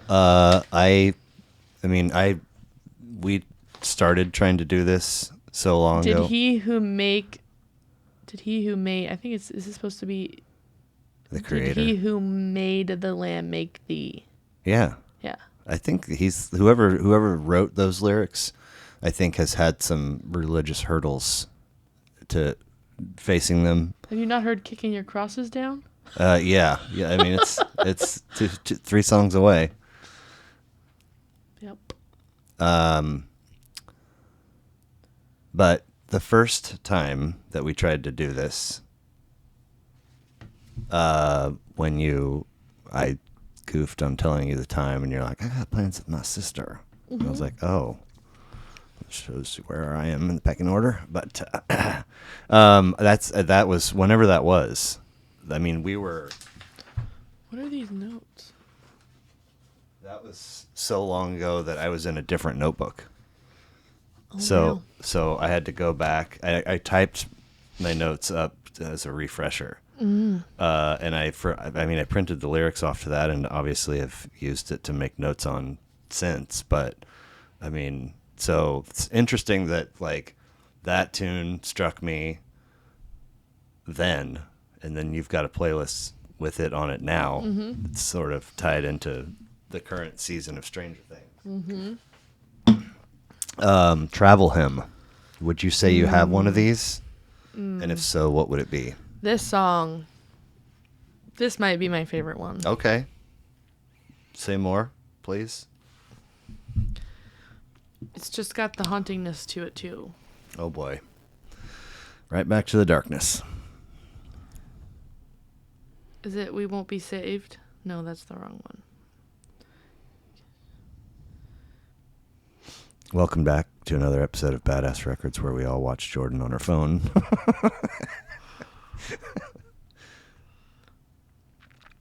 Between the seal a church is revealed. Okay. This is not the one that I thought it would be. I just really like the beginning of it. Okay. But I mean, you, if I remember correctly, like you like the travel, like you have been places, and do you have anything on the books currently? Ellen's wedding. Where's that? Mexico. Okay, that's not nowhere. No. But I mean, no. you've been to like Germany and Italy and some other countries, right? Portugal.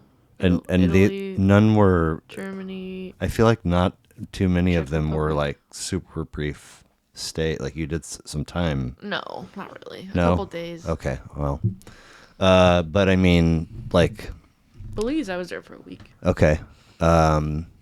I don't want to say that I have per se a travel hymn, but I have a cycle where, you know, like I'll book a thing and it's whatever 6 months away, and then like 2 weeks or 10 days out, my sister or whoever is like, "Are you excited?" And I'm like, "No, I'm absolutely terrified because of how many things I need to get done." Oh, yeah. And I'm usually, you know, in the wee hours the night before, See, yeah. and then, well, I take that back.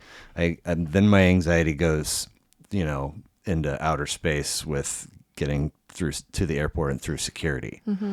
Once I'm sitting down on the other side of security, then I'm like, okay.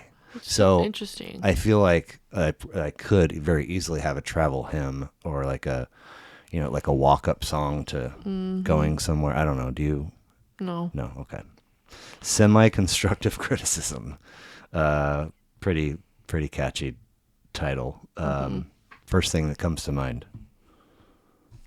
No, some in your life, in your mind, semi-constructive criticism.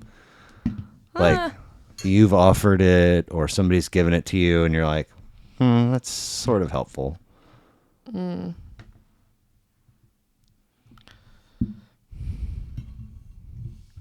There's a older white man at my job who is a principal. Has no authority over me whatsoever. I'm different, you know, departments. Yeah. Critiqued my performance. First time he ever met me. Like came to the classroom and was just sitting observing. I came there to help him because his interventionist was out of the building, and so was the vice principal. He was dealing with a student that had been sent to him, like go to the principal kind of thing. Yeah, I was helping out in his recovery room. And he was in there, too, typing away on his computer. And I was like, okay, whatever you fucking have to do, guy. I'm doing my job. Sends me a fucking email. After the fact. No, while I was there. He was like, yeah, do you have a minute? We can go over this. And I was just like, excuse me? It was all very, very nice and productive. Like, it was good feedback. But I was like, who are you? Like, what? Why do you get to give this to me? You know what I mean? He typed it up while you were in there helping him? He typed it up while I was in there helping him. And then sent it to you and you then received sent it to me and my supervisor in an email. That is aggressive. Yeah.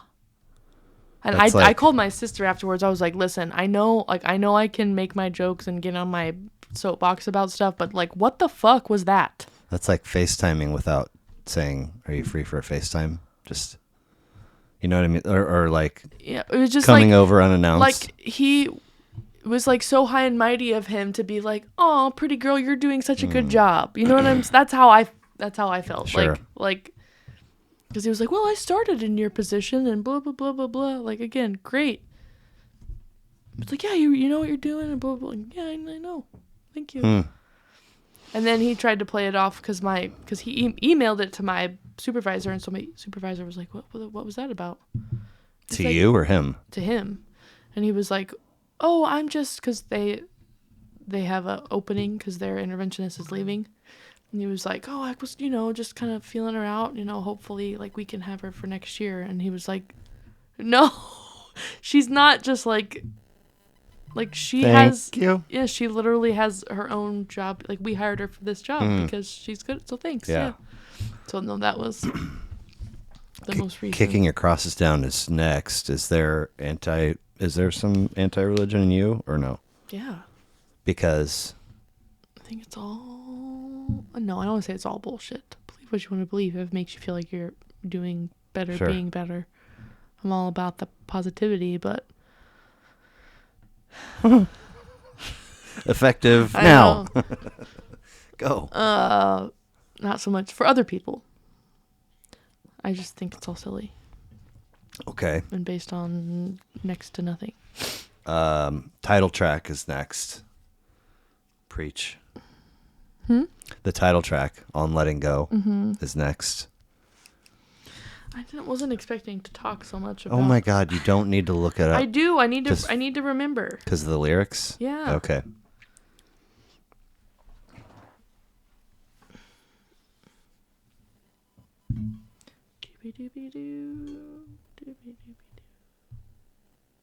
I mean, we kind of touched on the whole notion, and I said, "Have there been pockets of that?" And you're like, "My whole life." Yeah.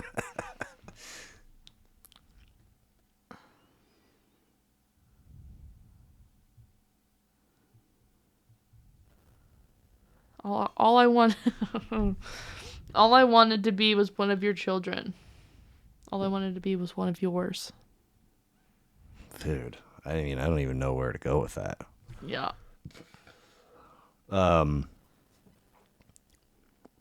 Anything else? See how clean the water's where you are. Wash off your handcuffs. Know the hidden messages you hear, they aren't real. You tricked your mind to feel. Are we even now?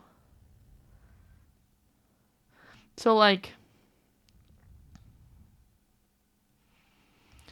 a conversation with someone from your past that you are still fighting with that is not even, like, a real thing anymore. Weird. Like, I mean, that totally can be and is, I'm sure, for many, a reality. Yeah. Like, the relationship is so long ago that it's... Well, it's not even you fighting with another individual. You're just fighting with yourself. Oh, okay. Point. Interesting. Yeah. Or not even fighting. You're just... struggling or tormented or... Yeah. Trying to figure out how to let go, even if you don't know that's what you want to do. Uh-huh. If blood is thicker than water, then you'll drown quicker than we intended. God. While you keep it open, we got 3 more. Carry us away. Do you think us is the proverbial us in a relationship, or do you think there's something different happening there, or...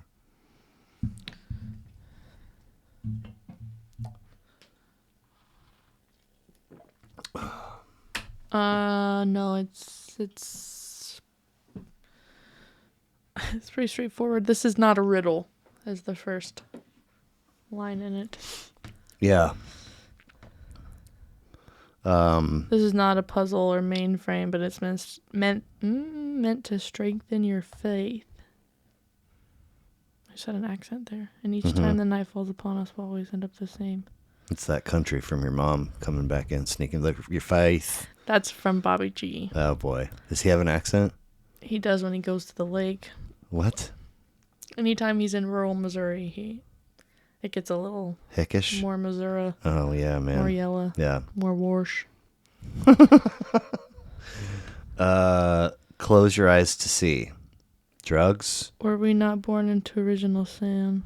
What you ask for is what you get. And what you were given. So fold your hands and get down on your knees, bitch. What was the last one? Close your eyes to see. Drugs, meditation, both, neither? All. All of the above? Mm-hmm. Pretty wild. The mirror shatters. It's harder to see.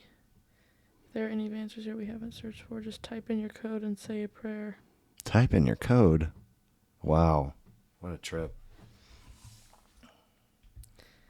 Hold on, what's the... You're still disappointed.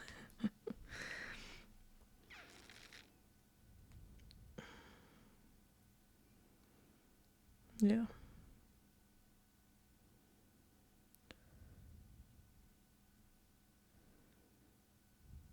This couldn't feel more wrong. I can't believe it's happening or lasting this long. So it's like it's just like a bad trip. The time divider and technical team will be at your service for what that matters. It sounds like a recording. If you Yeah, need it's the like technical team, press 3. uh-huh. We kind of already touched on Your Friends Are Gone, and that sort of tie into Rivers and Roads. They've had fascinating path. I mean, their frontman had to check out because of drugs, and then The Head and the Heart. yeah, and now they just like they had a backup dude, and now he's the frontman, and I then didn't know that. yeah, and Charity Rose, who's Is that her name? Yeah, It's unfortunate. I know. She when that record came out, she was like super this weird mix of like super sexy but like with the crazy eyes where you're like whoa. I mean no. And now That's not your thing? no, negative. And she since then has gotten she's put on a lot of weight. And it's weird, like, and so like she looks wildly different. Like mostly, she's in the she's in the physical presence. She's visible to a lot of people because they perform. And she, so her wardrobe is like completely different. And it seems to me that she has got a somewhat significant awareness of that, and maybe is now kind of taken the lead role in identifying who she is or how she presents, if that makes sense. I just see a woman who has, I don't know. I don't really like commenting on No, I mean, I'm not women's bodies for the sake of commenting on women's bodies. but that's not where I mean, I'm not trying to go to that specific place. I'm just saying when they were really, kind of that phase between we've gotten big and then there's big. Mm-hmm. Like they were kind of right, in between floors on the elevator. Okay. And you've got frontman, whatever his presence, his role, his visibility is, and then kind of the other 3 or 4 and then her. Mm-hmm. But she's got this amazing voice. She's very good looking. She's got the crazy eyes, and she also yeah. And now it's I mean, it feels like that look has shifted 2 very clear ways, with the departure of the one dude and the other guy kind of stepping in and filling his role, and then her. I mean, she's still who she is. She's still got a great voice in it. She's a great musician and so forth. But it felt back then that like there was some intention to sort of look sexy and appealing, and okay, and now it doesn't seem quite the same, which doesn't matter. It's just a curious dual shift in the way that the band is visible. Yeah. But anyway, point being that I mean, show me a band that hasn't had some substance Changed abuse stuff or some physically shit. and Yeah, mentally. yeah, exactly. So, if I had approached you about doing this and I had this rule in place or this preference in place where if somebody has already picked a record and I've already done an episode about it, that you got to like elevate your number 2 to the number 1 spot and still do your episode. Okay. What would be your runner up? Well, first I would ask who the hell picked On Letting Go by Circa Survive, because That'd be a really good question. you need to give me that person's phone number. So you can text and be like, I'm a bigger fan than you are. Yes. Not because of my ex. That's exactly why.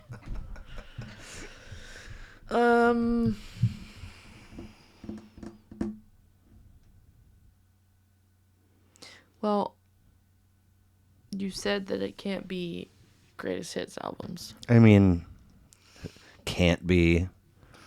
That's coming from a person who has like often waved the anti greatest hits flag with plenty of greatest hits on his shelf. Yeah. over Mm-hmm. over the years. Mm-hmm. So, I mean, if that's where you go for your number 2 spot, then that's where you go. It's not. I mean, I just really like all of Simon and Garfunkel. S&G Party. Yeah. And is that like, do you think tied to a core memory? Like I mean, Probably. Mom was grandma. Remind me, tell me if you would please a little bit about each of your grandparents and what your relationships with them were like, or I mean, you still have at least one still around, right? So my grandmothers, my paternal and maternal grandmothers, were like my best friends. Wow, really? Okay. Yeah, they and raised obviously me. knew each other. Yeah. I mean, Yeah. were they close, Mm. or did they tolerate each other? I mean, they were fine. I mean, they were friendly. Sure. I'm sure they annoyed each other because they were both very. I mean, me as a person is two of them married together, so both sides of myself don't like each other. You know what I'm saying? It's Like repelling magnets. Yes. But they were just sassy, bossy women. Both Interesting. What was your Instagram handle again? Sass Basket. Since you're snapping, what's your snap? Can we get your snap, or is that a I need think to know level? I think it's old. It's my original. It's Dr. J, but JAI, because Dr. J was taken. Like, is there an underscore there, or is it all run together? Okay, interesting. I don't. That's old. I don't know. I think my friend Tara's ex-boyfriend called me that a few times, and I was like, yeah, that's fine. I don't know. It's original from the original Snapchat, so that was like. What does that mean? Like, I've had it as long as Snapchat has existed. Okay. So, very profound influence from both grandmothers. Yes. And you were. So one grandma was like Phantom of the Opera, Simon and Garfunkel, Cacklin' Rosie, Neil Diamond. Cracklin' Rose. Yeah. Did I say Rosie? You said Cacklin' Rosie. I said Cracklin'. Oh, you did? Oh, I don't know. I think the R got stuck in there. And then the other one was like Patsy Cline and like the Mamas and the Papas. Okay. So. That's cool. Yeah. And are both of them gone? Yeah, both named Barbara. Really? Yeah, that's why I have my Barbara tattoo. Okay. And both spelled the same. Yep. And both are no longer with us. Mm-hmm. But you okay, and then grandfathers. Well, my papa married my grandma when I was like, I don't know. He's been around as long as I can remember, but they didn't get married till I was about 5 or 6. He's my grandfather. He's just not biological. Okay, so it's your dad's stepdad. Stepdad, yeah. Okay, interesting. And then my dad's dad, my grandpa, he's just an old Jesus-loving. Is he around? Do you have a relationship with him? Yeah. Okay. Him and his wife live in Grand Valley. Okay. There's Such an interesting town. Yeah. Well, they lived down the street from us in Blue Springs most of while we lived there, and they moved out of their house that they lived in for years, like 3 or 4 years ago. He had a stroke a few years ago. He's not doing super great. He's just a little spacey. But I love him to death. He's a great guy, but yeah. That's the only grandfathers I have. My mom's dad is. We don't know. What? He was just like, bye. When? Before she was born. Excuse me. No shit. Mm-hmm. So her mom raised her on her own. With her with her parents, her adopted parents. So she was adopted when she was like, I want to say 3 or 4 days old. And they lived in the Rainers. There's some old Kansas City Catholic motherfuckers that have been around forever. The Rainers? Mm-hmm. What do you mean they lived in the Rainers? Well, that's their last name. That was their last name. Oh, they lived in their home. Yeah, my mom went to St. Teresa's and St. Elizabeth's. They lived off of something in 75th. I don't know. Okay. Shouldn't have. Interesting. But yeah, my mom grew up with her grandma and grandpa and her mom. Okay. No father. Interesting.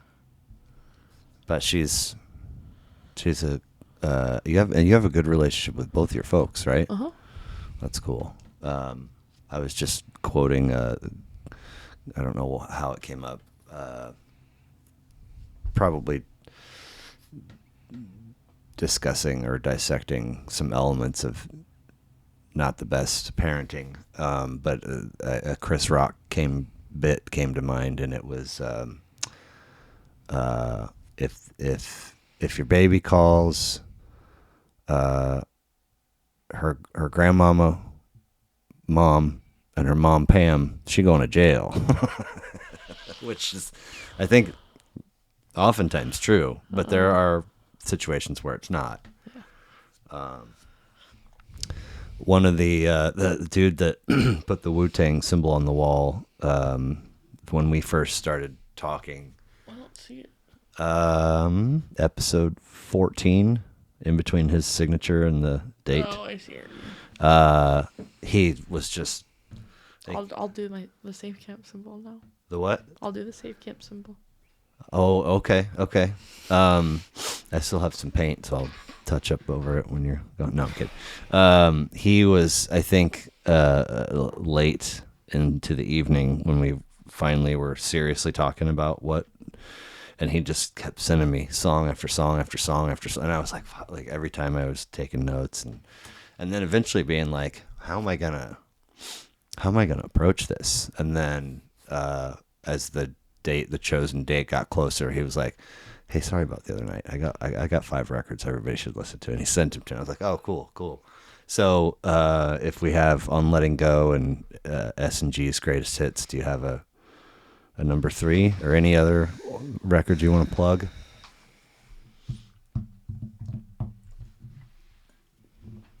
Let me pull one. Oh, boy. No, I mean just off the top, not in your... I just can't. Okay, that's fair. That's a tough one, and I don't even like want Simon and Garfunkel is great. I don't even want that one on there. Just. Do you have you listened to all of Casey Musgrave's albums? Yeah. Do you have a favorite? Oh, Golden Hour for sure. Golden Hour. Mm-hmm. What's on that one? Rainbow. Okay. Space Cowboy. Okay.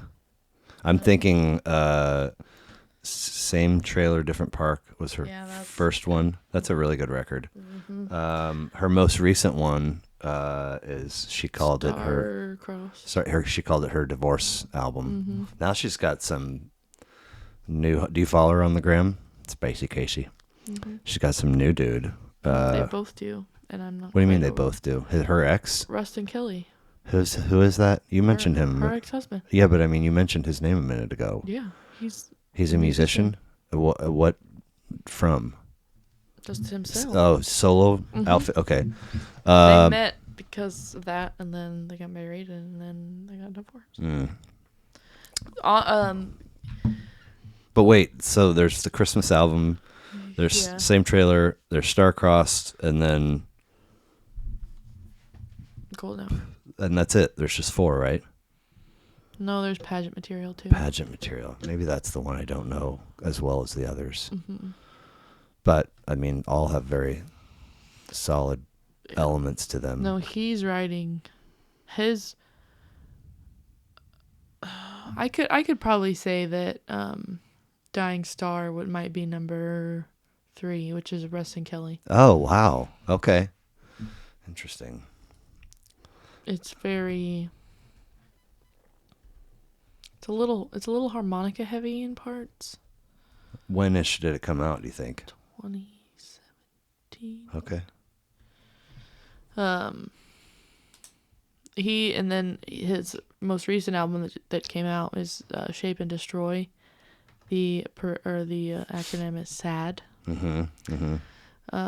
He also had Dirt Emo Volume 1 and 2. God, these sound both like they're right in your wheelhouse. Dirt Emo is fucking... I have a shirt that says Dirt because I was like, this is perfect. Mm-hmm. It's like he covers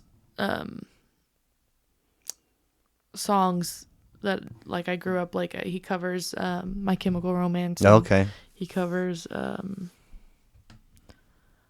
there's a Taylor Swift song that nice. he throws in there. Yeah.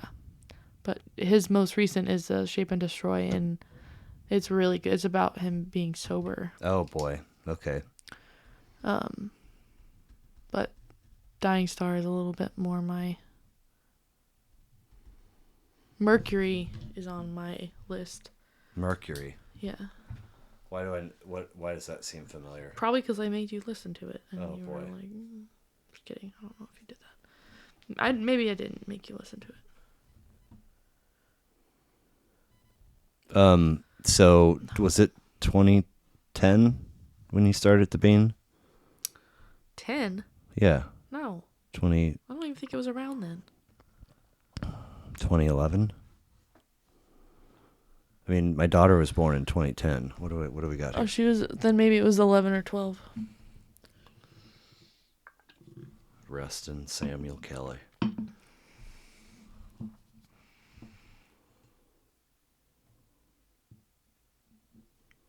Wow. It's a lot to unpack in this. How many times have you said that? Just the one. No, I think you've said it at least 3.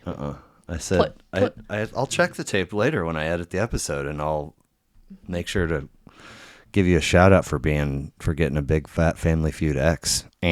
Survey says.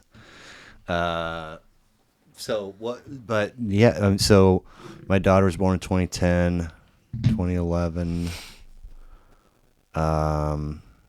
Okay, so 2012. So I graduated high school in 2011. Okay. So I started working there when I was going to, not UMKC. I was going to Blue River, Longview. So I had already come back from UMKC. When you started working there, what was your number one? Fuck. Or what was something that you were really into back then? Was Circa already in the mix? Okay. Interesting. Yeah, that would have been...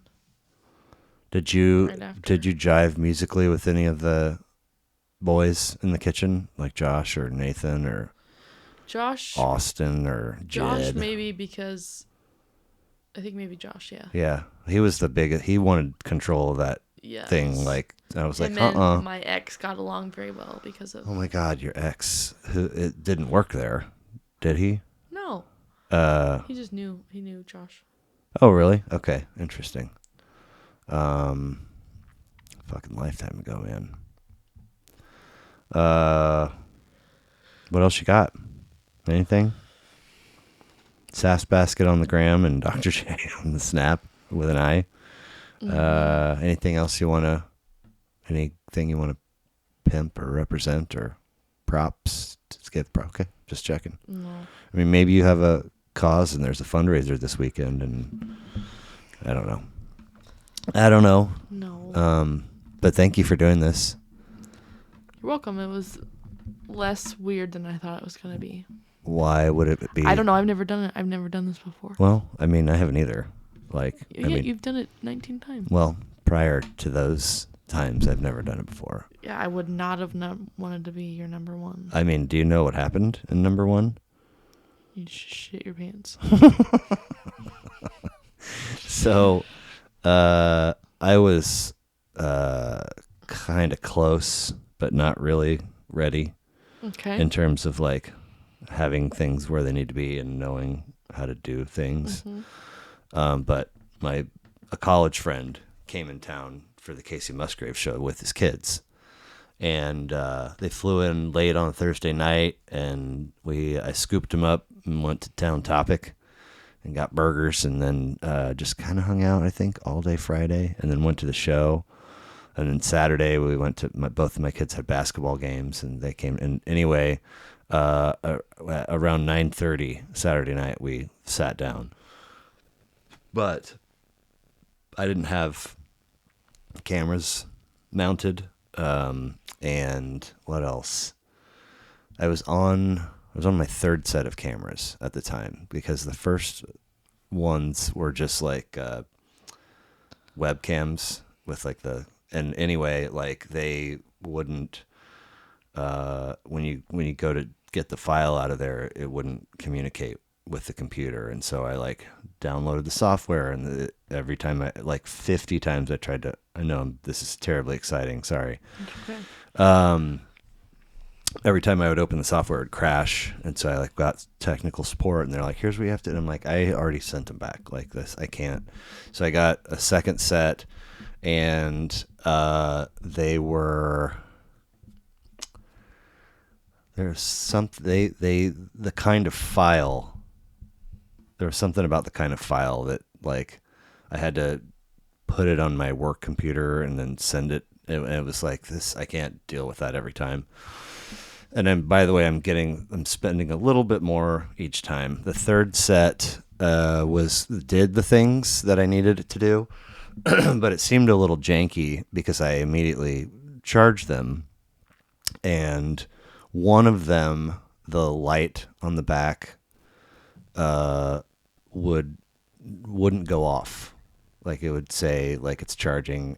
Something was weird. And then the other one just had the battery bar filling in the corner of the screen, even if it was fully charged. And I was like, I don't know if this is legit. And it said you'll have to charge them for 3 hours, but then you should be good to go. So, but I was paranoid because of this jankiness. And so late in the evening, or dusk or whatever, I was like, I have to take a shower. Will you help me, to my buddy? And so he like, Take a shower. Yes. Will you, if you if you have it in you to like try and wrangle something with the cameras, awesome. If not, well, I'll figure it out when I come down. So he just kind of like mounts both shelves, and then set the first camera on. It was propped up on there's a roll of Scotch tape under the front end of that pickup truck. He set it just on that, but I mean like a slight breeze and it would have. And then the other one was on on this book of British phrases, and they both had twist ties wrapped around them to keep them in place. So we start rolling, and we're just doing our thing, and like an hour and 15, I look up and the screen's off. I was like, oh no, my camera's not rolling. He's like, mine's been off for like 30 minutes. I was like, shit. So I lose and then the next day it's like wake, breakfast, take him to the airport. Yeah. So there's nobody wants to re-record 2 hours and 20 minutes. I'd be like, I'm sorry, it's gone. Yeah. Never doing that again. So we lose video at 45 and then at an hour 15. And so it's just, and what's funny is we're wrapping up, and I'm like, do you have anything you want to, and he says, yeah, come see my son's traveling baseball team this spring. They're playing games in these different states. And at my kids' basketball games, we had talked about some kid that his son plays baseball with. It's just a monster, like hitting like 400-foot bombs, and he's good in all the sports. And I was like, what's that kid's name I got to remember? And he said, he reminds me, and he's like, he's a future All-American in some sport. And I go, you heard it here first. And I was like, there's no camera. It was embarrassing, but it was a hilarious way to end the episode. So on that note, Jordan Gooch, I hope I get more sleep than you do. Thanks for doing this. You're welcome. Bye. It's not comfortable in my ears.